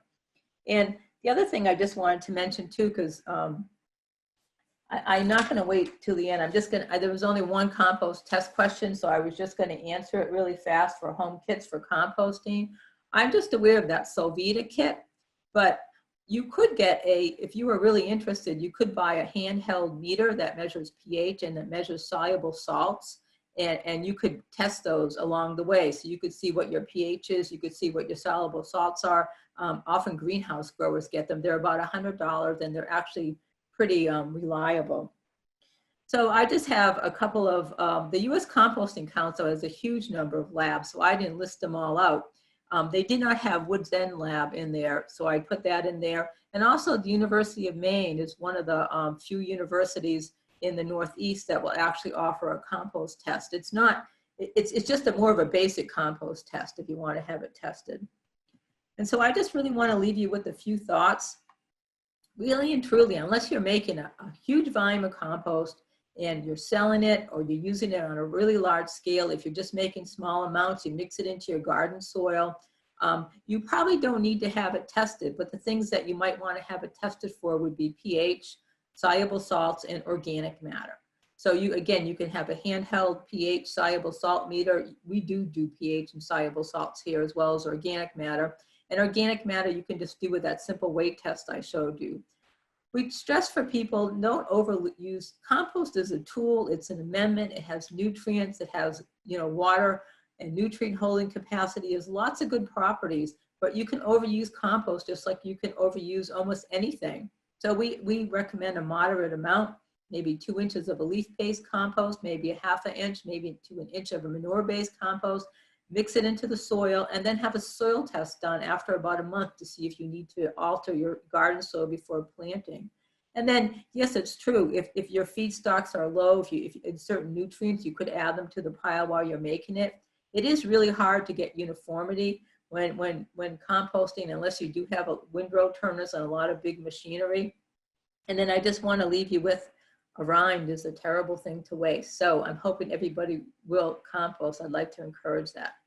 So with that, I'm done with my presentation, and I'm going to stop sharing my screen. And then I'm going to have Jim share his screen.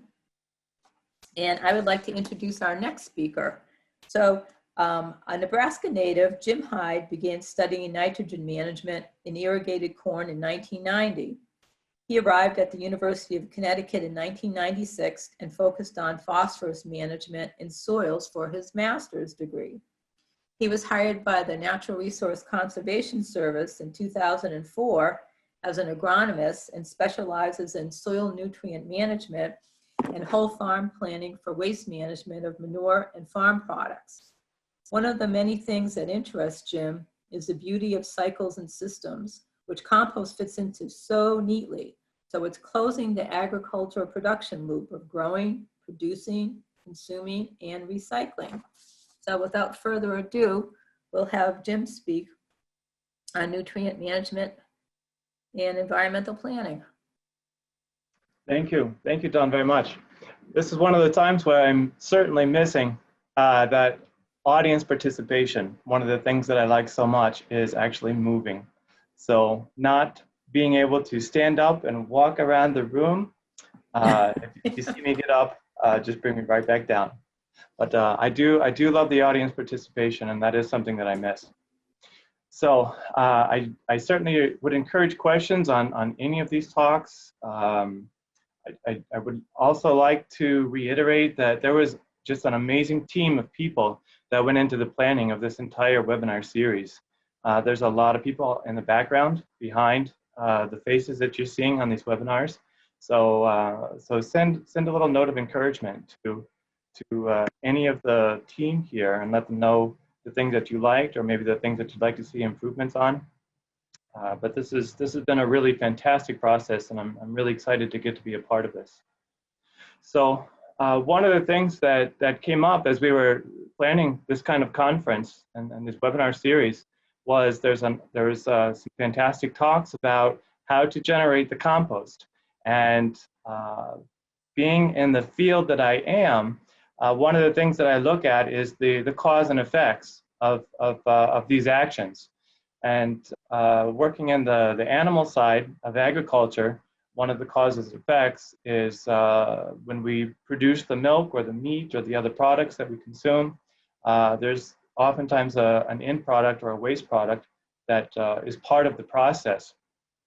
So as we're talking about this composting process, one of the things that I had asked the group if we could talk about just a little bit was the site concerns, or I'm going to say the responsible management of compost. And so one of the things that I wanted to present this afternoon was looking at the site itself. So not the many minutia parts of it, but just the blob. So just the aspect of the site, the location where the compost is happening, and then also outside of that, the responsible management of management or use of the compost on the land, whether that's sold as product or used on your own land, whether it's for gardens or vegetable production or crop production, any of those other things. So I'd like to present just a few of these things to you. But in summary, there has been and there will be some really good information coming through this webinar series. Just a quick note that in webinar 1, again mentioning James McSweeney, presented some great information related to the site assessment. There's these different bullets in here, but one of the most fun things that he said, which I absolutely agree with, is that a lot of people do smell with their eyes. If a place looks neat and tidy, it's going to smell a whole lot better. Jim, sorry for interrupting. Are you going to be Yep. sharing your screen so we can see your PowerPoint? Oh, goodness. Well, I thought I was. Apologies. One moment.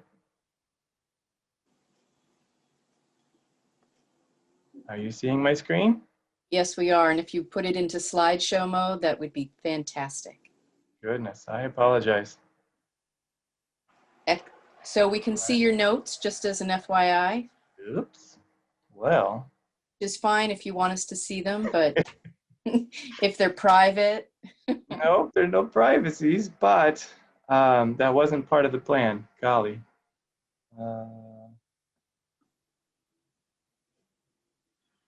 How was that? That's perfect. Thank you. Wonderful. All right. Thank you for letting me know. All right. So in summary, webinar number 1 has some relevant information that touch on these same ideas. The information that actually both Dawn and Domingo presented today, talking about compost testing. There's going to be a little bit of overlap on that. I would like to encourage people to take a look at, to join us for webinar number 4 and number 5, when Andrew Carpenter Andrew Carpenter is going to be talking about a lot of great stuff, including some of the site management stuff. And then webinar number 5, Joe Wedeman is going to be talking about some of the state or local permit requirements, in addition to the farmers that are going to be talking that day as well. So some overlapping items in the past and the present. So some of the aspects that I wanted to talk about, I would like to propose that perhaps there are maybe 4 key items that could be prepared when you're thinking about a compost site. or if you have an existing compost site. So I'm going to lay out those at least four different items on here. One of those items, one of those last items is a group, is a bunch. But one of the first ones that we look for when we're doing some environmental planning is soil samples. So soil samples is relevant for whether it's on the headquarters or whether it's on the lands and the soil that's going to receive the nutrient applications, the compost applications. But soil sampling is an important point to know where you are, what your soil nutrient levels are, and then also where you need to go. So I refer to it a bit as a map. You can't really know where you need to go unless you know where you are. So if you get your soil samples before you make your amendments, before you add your fertilizers, before you add your compost, that's going to give you some idea of where you are with your soils. So there are a lot of different labs to choose from. When you're choosing your lab, it is a good idea to just be aware or ask of the soil types that they work with, the soil extractions that they're using. There are extractions for acidic soils, and there are extractions for basic soils. In all of the Northeast and the Mid-Atlantic, we all use largely the acidic soil extractions. Ideally, if we work with soil labs that are close to where you live, they're going to have recommendations that are calibrated for the soil types, the sand, silt, and clay fractions that we work with. Some of the commonly used labs around Connecticut do include the Yukon Soil Test Lab, Connecticut Ag Experiment Station, CAES, UMass, UMaine, Dairy One are all common soil tests that we see when we're working with different farms and different landowners. But there's a lot of different places that are available, so I would urge you to do your research. If you have questions or concerns, there's a number of different soil scientists or crop advisors that you can ask them what they use and what they prefer. With the soil samples, if you have any questions about what you need, how much soil, or how to get those soil tests, this is something that we do struggle with just a bit, is getting a good soil sample. We do want to start with a nice clean bucket. Make sure it hasn't been something that you use to have other cleaners in, a triple superphosphate, scrubbing something down. So a nice clean bucket and a clean spade or a clean shovel. If you can collect at least 10 or more slices or cores from your field or from your patch of soil that you want to test, put at least 10 of those cores or slices into that same bucket, and then mix that bucket up and take out a handful of that soil or whatever the recommended amount is and place it into a clean plastic bag. And that mixed sample is going to be your one soil sample representing that area. That one soil sample of that area shouldn't represent more than about 10 acres of uniform land area. What I'm referring to there is if you have a nice smooth area, everything is roughly the same, or it's a relatively small area, that one sample, the 10 cores or so, should work out quite well. If you have a much larger area, a larger field, and it's got hills and valleys, those hills and valleys can have differences within them. They could have differences in the water contents, differences in the organic matter and the sand, silt, clay portions of it. If you have a field, there's a very good chance you're going to know how that field behaves. You're going to know the wet spots. You're going to know the dry spots, where the problems areas are. So take as many samples, as many bucket samples as you need to get a representative area, whether that is the larger representative area or the smaller problem areas. Take a separate sample for those problem areas if you need to. Also take the sample about the same time every year, just for consistency. And be sure that you don't try to take that soil sample too soon after putting down some amendments on the soil. So give it a few weeks. Ideally, there's been, I'm going to say, a gentle rain or two, just to help that soil chemistry to get the minerals and all the chemistry and the soil to move around.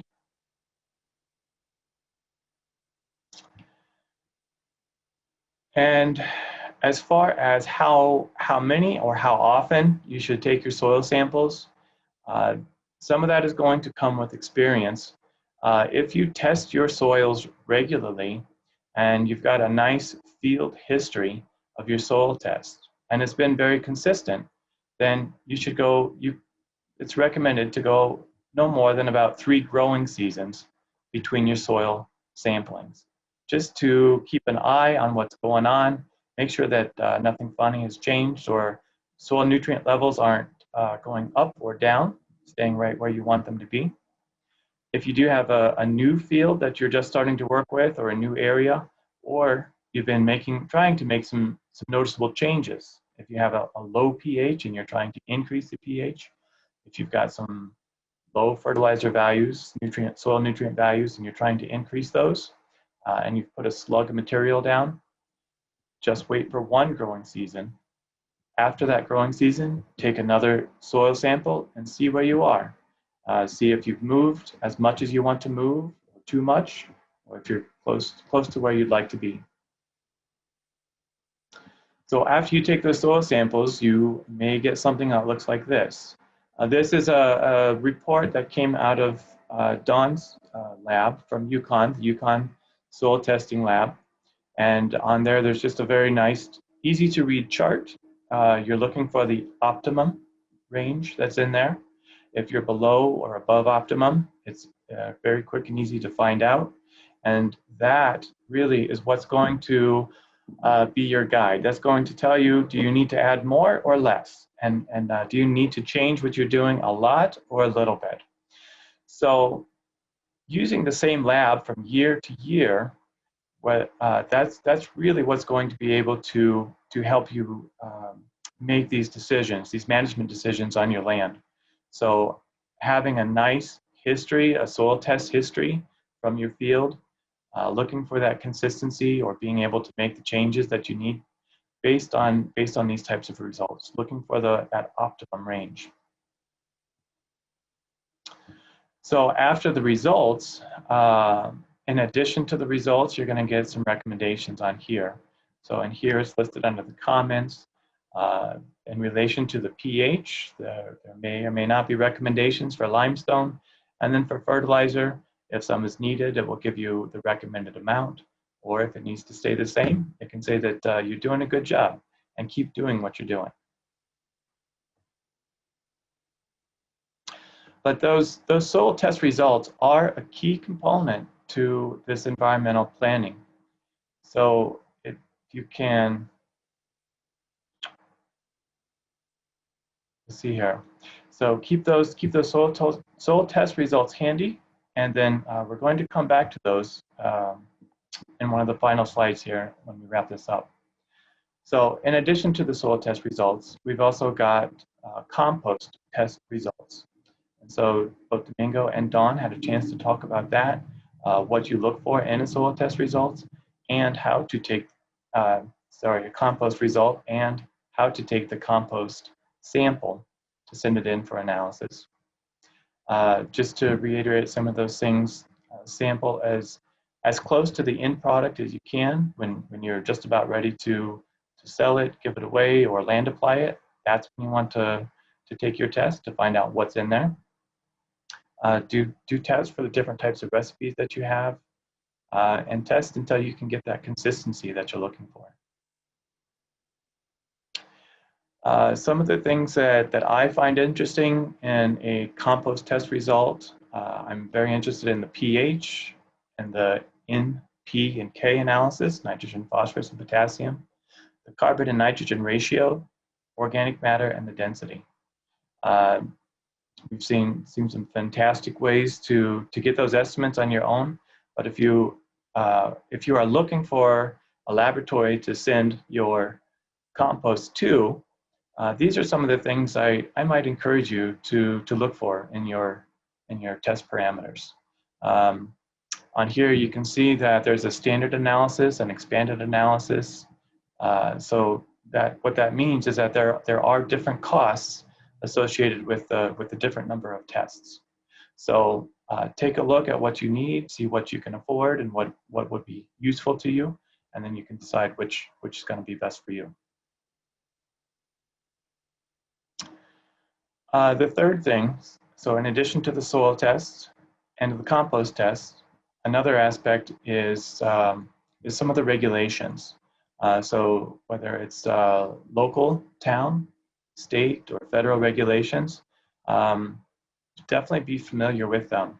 Some of the easiest things to keep an eye out for are the setbacks. Setbacks are how far away from neighboring things that you should be. Some of the things to keep an eye out for, just in terms of when you're looking to site a compost area, you want to look out for your neighbors. How far away are you from your neighbors? Is that something that you should be concerned about? Some of the numbers that you see in here are just a starting point. These are not specific to regulations. I'm looking at the numbers very quickly, and there are some numbers in here that are used with the regulations. Depth above water table, depth of bedrock. Those are things that you want to be careful of. But for the planning purposes, these are some things that you should start with. So distance from your neighbors, from your property lines, from public roads. Then beyond that, starting to look at some of the water protection items. So drinking water, source water, public water supplies, private water supplies, and then also direct access to the groundwater, whether that's through a seasonal high water table, where the water is coming up from the ground towards the surface of the soil, seasonal high water table, or the depth to bedrock. Bedrock being seen as that impermeable surface where once the water goes through the soil and hits the bedrock, it will follow that bedrock where the bedrock goes, potentially leading to sources of water. So all things to be aware of, local regulations, federal, state regulations. And then the fourth item on here, again, this is the lumper portion, are maps. So pull together a number of different maps that you can use. There are a few different areas that you can go to get some of these maps. A little plug for the Web Soil Survey, if anybody has used that. It may not always be intuitive at first how to navigate through that, but after you've gone through the Web Soil Survey once, I would almost guarantee you're going to come back to it again and again, because it's just got really useful and interesting information on there related to your soils. It is a national database, so you can look all across the nation if there's other areas that you're interested in. And then for the budget-minded or the homeowners, the typical homeowners, there are places that we can go on the World Wide Web that are readily available. CT Echo, the Connecticut Environmental Conditions online website, has got a few different options on it, and it's just got a tremendous amount of information on there. So you can go through and you can click which different layers you would like to be visible or view, and you can add those to your map. Some of the things that we would look for is the topography. The topography is going to help tell you how much slope or how much hill slope is around you. It's also going to tell you some of the different water bodies that are close by, whether that's streams, rivers, lakes, or ponds. Some of the other things just to be aware of would be to look for the public watersheds or any place where public is taking in their water. That may or may not be public information. It may be something that that you're aware of as you're, for example, if you're driving down the road and you see entering public watershed, that would be a key indicator. But being aware of those public water supply areas is something that would be useful for you. Something else that should be of interest is what we've referred to as the 303D listed waters. That refers to the EPA document for waters. Within each state, for Connecticut, as our state DEEP, Department of Energy and Environmental Protection, they work hard to put together a list of impaired waters that meets the EPA criteria. And those waters, the identified waters, streams and rivers, ponds, can be impaired by any number of different things. But just to be aware that there are impaired waters within your area is something to add to your list. And then another fun one is just the watershed map, referring to the HUC 12 watersheds, the hydrologic units.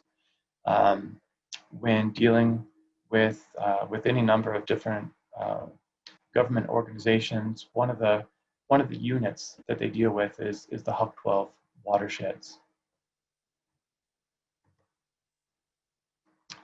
So, taking those 4 key components, you can bring those to your computer, and you can start to put together some very helpful information in terms of being able to describe your operation.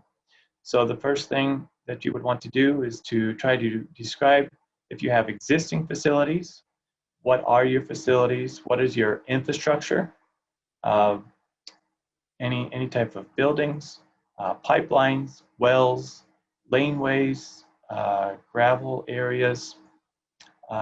So all of the facilities, be able to describe the materials that you work with, the volumes of those materials, if you're bringing in different types of manures, whether it's poultry or horse, whatever you are bringing on to your farm or working with on your farm or on your compost area, be sure that you can describe how much you're working with. And then the management. So describe how you're currently managing those products. Is it in a stacked pile? Is it in a windrow? Is it manual? Any type of automation? How often do you turn it? Are you watering it? So be able to describe the things that are working well, but then one of the other items, critical parts of that, is to be able to describe what is not working well.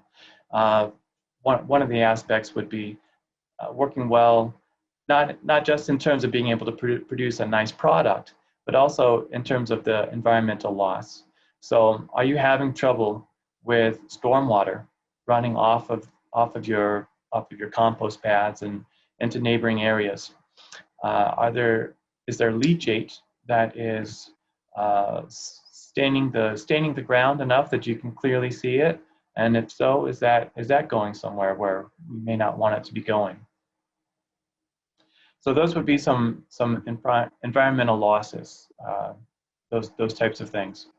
So then, if you could take what you have and turn that into what you would like to see for your future project, if you could describe your planned facilities, if you'd like to increase, decrease, or stay the same with your volumes, and how any of those things might change your management on there, then you can start to describe how you can capture and contain some of those production wastes that you may have on your compost facility.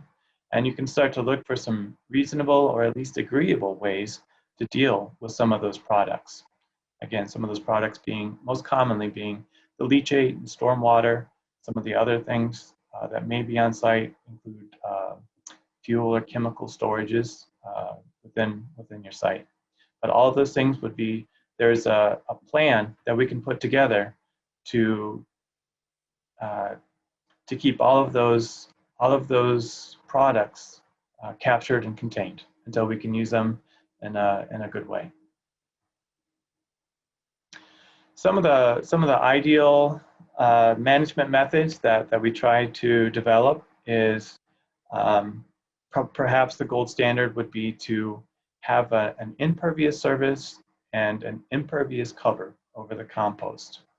What that would look like is a concrete pad, perhaps with blacktop, and then a roof over the composting area.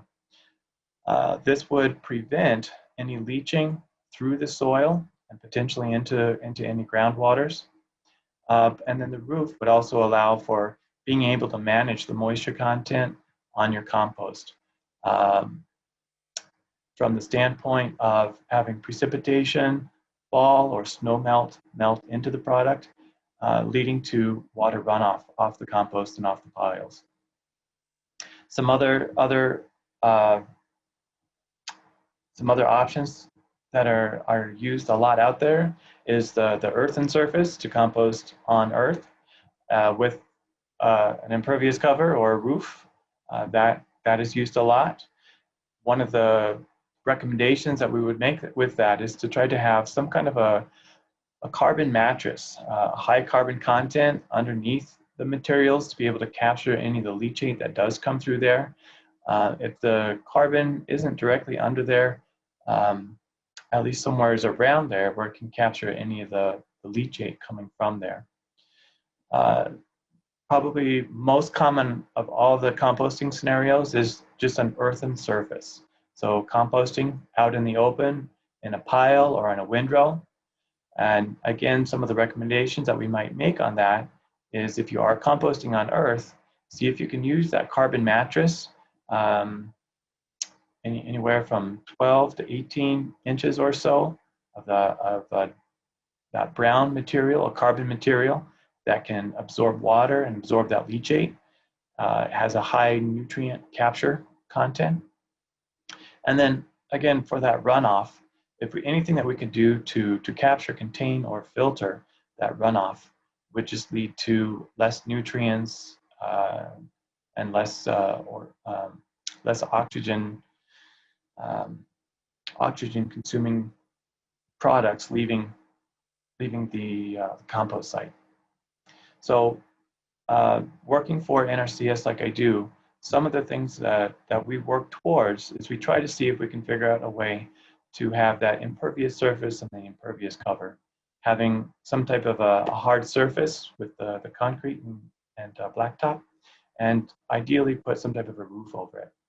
But that does depend on the individual and the site conditions as well.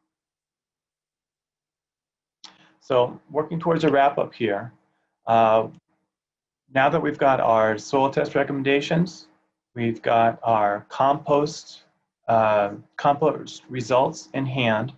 Now we can work to match the two of them to look for that, the responsible management of the compost. So what I'm looking for in that one is to take the soil test recommendation and then take the compost nutrients available and try to match the two of them together. And what I mean by that is if we can look at the soil test recommendations, I just made these numbers up. So look at your soil test recommendations to figure out what would be the most restrictive number on there. And what I mean by that is that these numbers look very confusing, and you can say, how can I match a 60 with the 12 or 23 with the 46? But what we're really looking for is what is the least common denominator in here. So in order to have the compost provide as much nitrogen as is recommended in the soil test, using this made-up scenario, our compost could provide 12 pounds of nitrogen for every ton applied. In that instance, it would take about 5 tons of compost to provide that 60 pounds of nitrogen. So we carry that process through with each of the macronutrients with the N, the P, and the K. And now we know what the recommendation would be for each of those values. Or to meet the nitrogen needs, or to meet the nitrogen recommendations from the soil test, we would be looking at 5 tons of N, or to meet N, 2 tons of compost to meet the phosphorus recommendation, or 8 tons of compost to meet the potassium recommendation. So in order not to over-apply, we would need to add the least amount. And in this case, that would be the 2 tons. So I would recommend applying 2 tons of compost to this soil test recommendation. And then we would start to look for other sources to make up the difference in that soil test recommendation. The downside to this is that there is potential for additional time and expense when we need to go to other sources to look for those nutrients. But if I back up just a little bit, if we were to look at the amount of over-fertilization by applying either 5 or even 10 tons of compost to this site, what happens is that we end up with an over-application of those other values, where we went over and above. And that is where it will often lead to environmental concerns, oftentimes environmental degradation. There are a number of different sources of fertilizer. I just put in a very quick list that Dawn had provided through one of her fact sheets on the Yukon Soil Test website. But there's a number of different conventional as well as organic nutrient sources out there. So one of the very common problems that we do see with compost applications is that a lot of times the compost is added for its nitrogen value. Trying to get nitrogen is one of the more tricky aspects to manage. It is water soluble and it tends to disappear pretty quickly. So nitrogen is added most often. But what that is often leads up to is some very high phosphorus values in the soil. It is possible to bring those soil phosphorus values up so high that the soil becomes saturated and is unable to hold on to the additional phosphorus anymore. So any extra phosphorus that's added to the soil, just like a sponge that gets full of water, that phosphorus will eventually start to leach out of that soil. The soil just can't hold it anymore. So we try to avoid saturating the soil with any of those nutrients that are in there.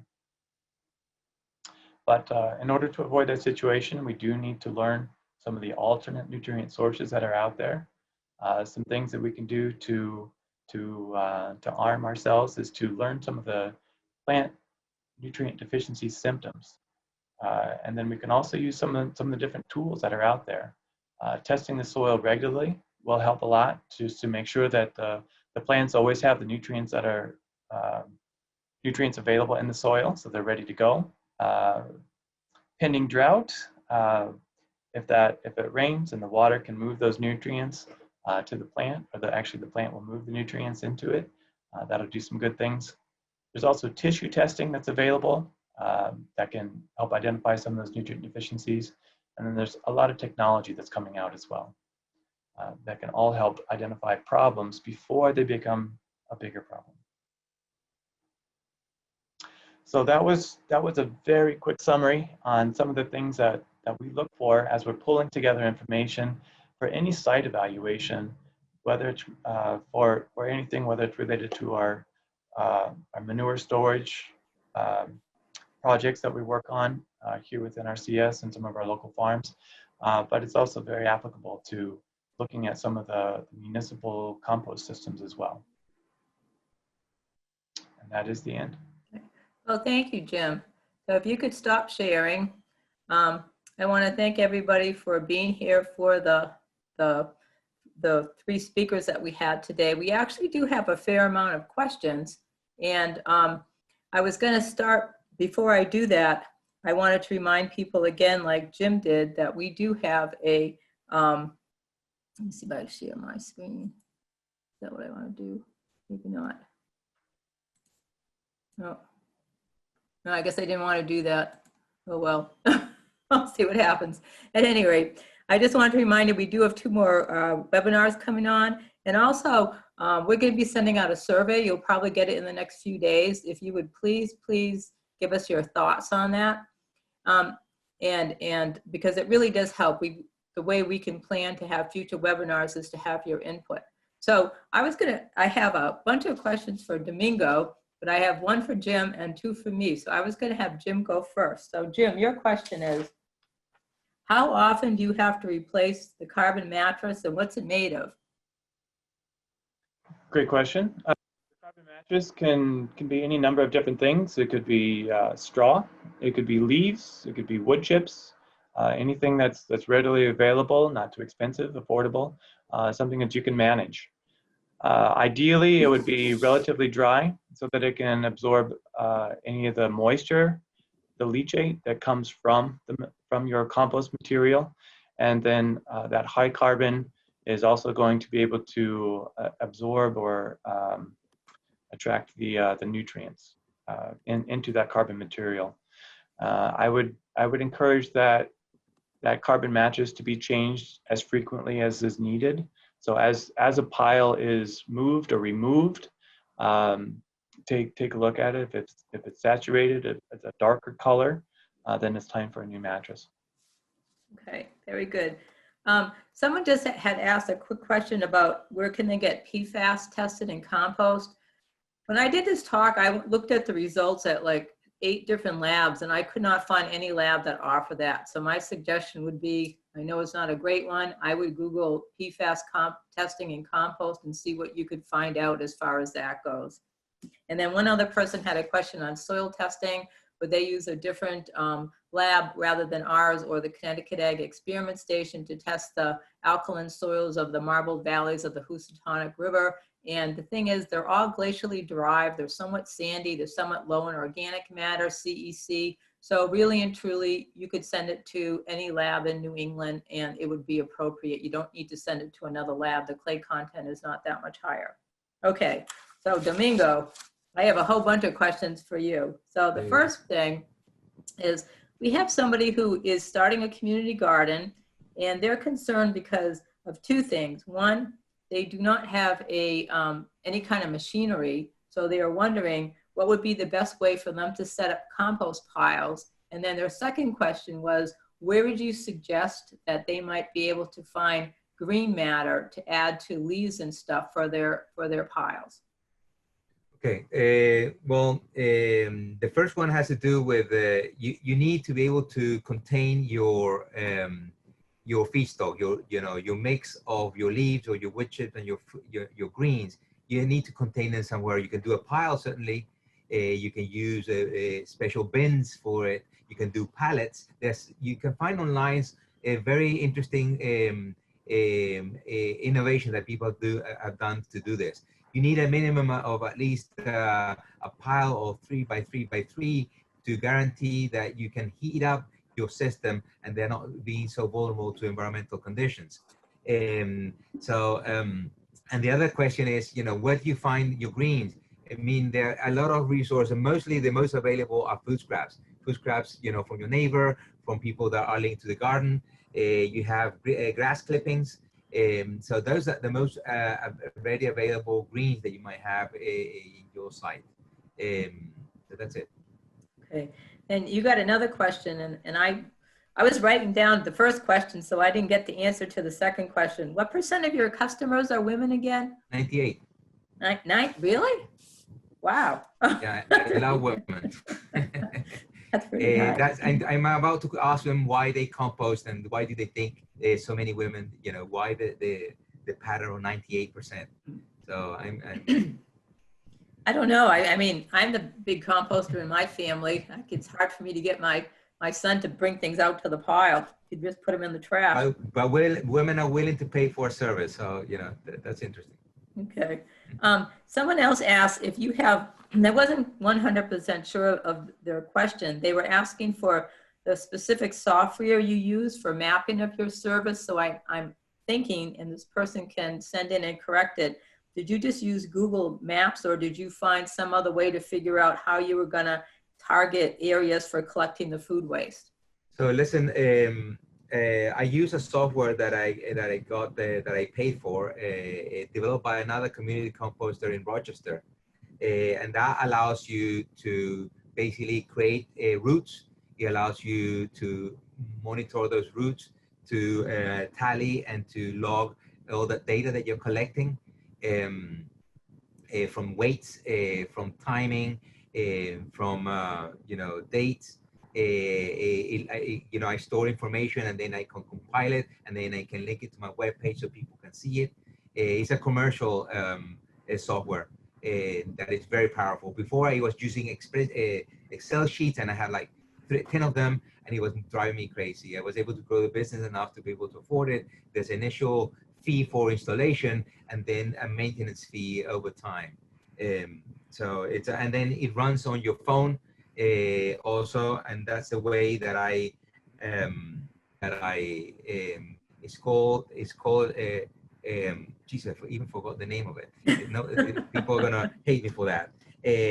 Stop Checker is the name. Stop Checker. You can find them online, and they are, they know the business. They know exactly what the type of business we are in, and they need it.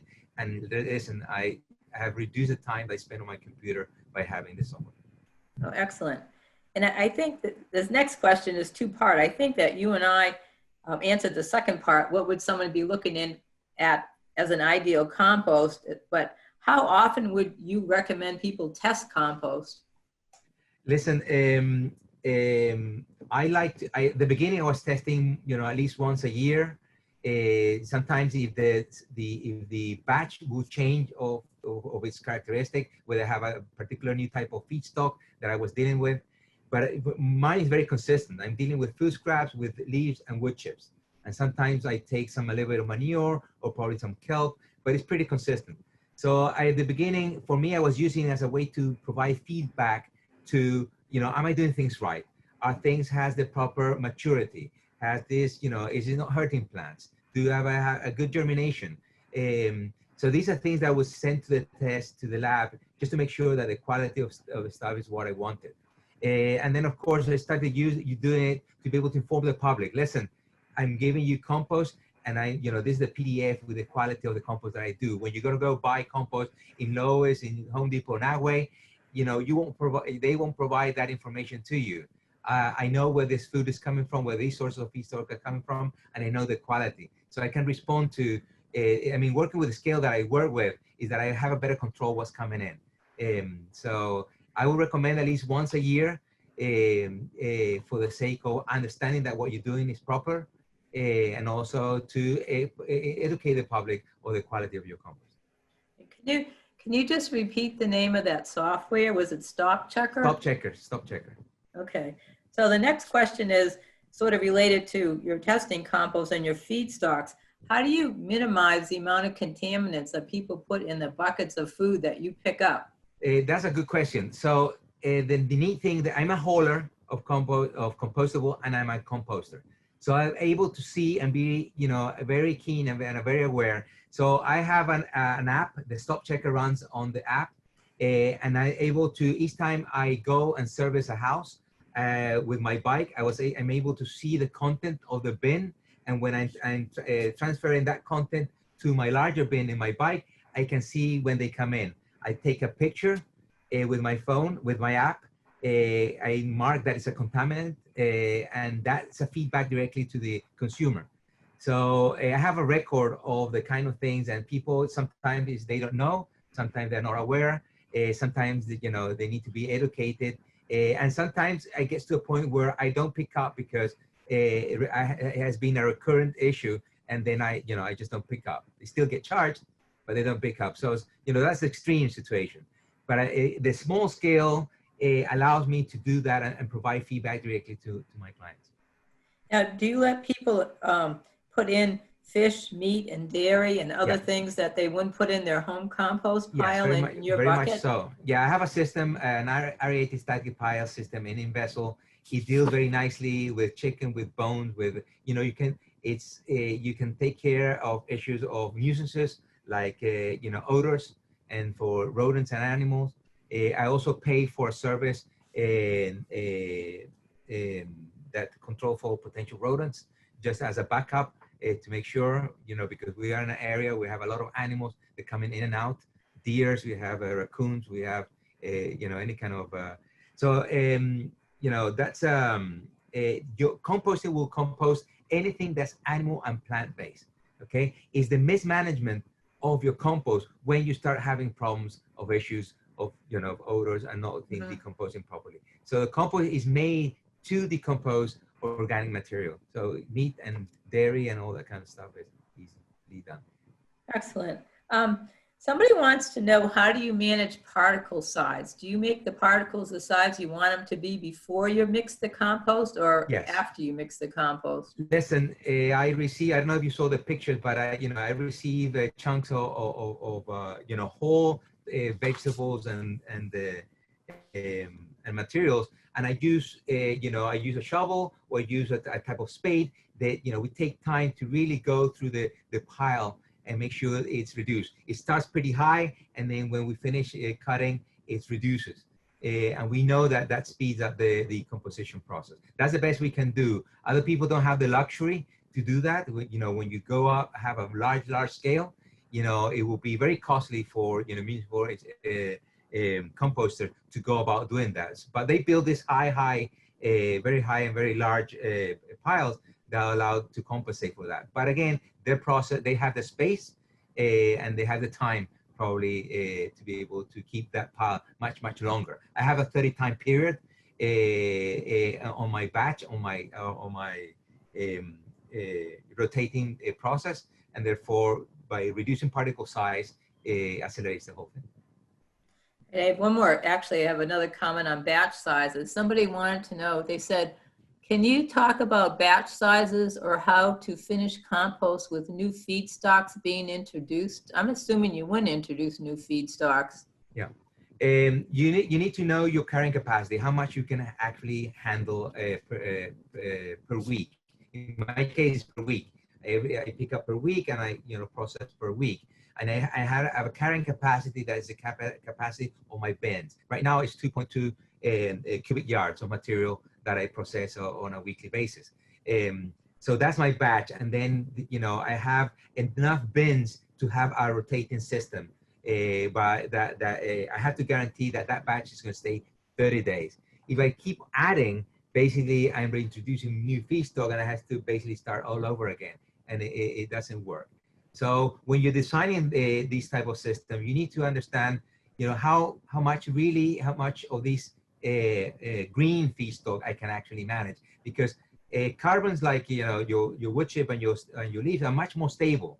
But when it comes to food scraps and things that are going to decompose the next day, you have to stabilize them very quickly, and then you need to be able to know exactly how much you can actually receive and manage your carrying capacity. Excellent. Two more questions for you. Somebody wants to know, where do you think the GMOs would come from in your compost pile? Listen, you can have, the thing is that we don't know enough about GMOs and the impacts. We know that, there have been studies some years ago, somebody wanted to do a GMO with bacteria, and they find it, and the bacteria basically took over a whole field, and people got scared and they had an impact on legislation and so on. The things that we don't know enough, and sometimes you might be in your food, you don't have control where people buy their food, and where it's coming from, and there's no way to tell and discern between what is a GMO fruit or tomato and so on. So that's going to go through the process. And then you're going to have it there in your soil, in your compost, and then eventually your soil, and you don't know the impact. So you try to educate your public. I highlight that the end use of my compost is for growing food. So whatever you do is going to impact the soils of the people that are growing food, and there's certain responsibility and assume certain behavior that we have to assume to be able to minimize that. So the only thing I can do is to minimize things and educate the public.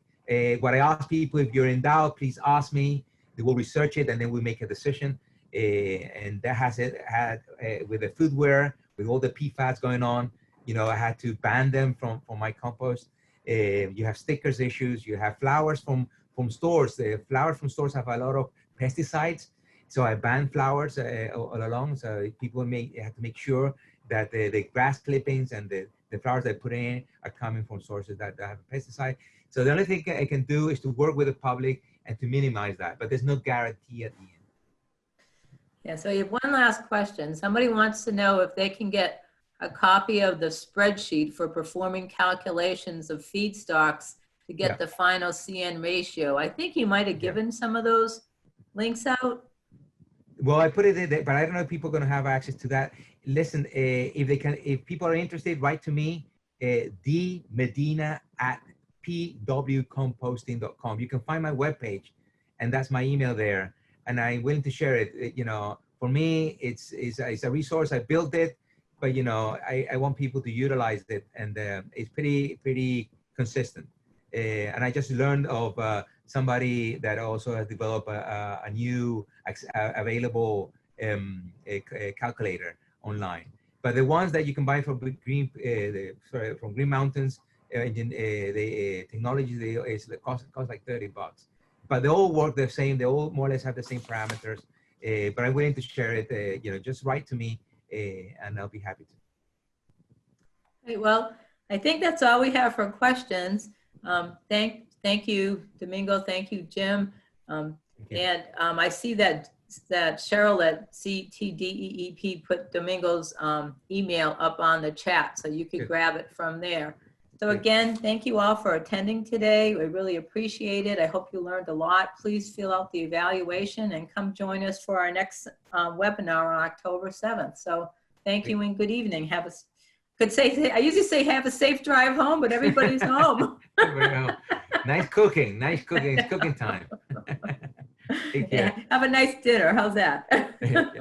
Thank you.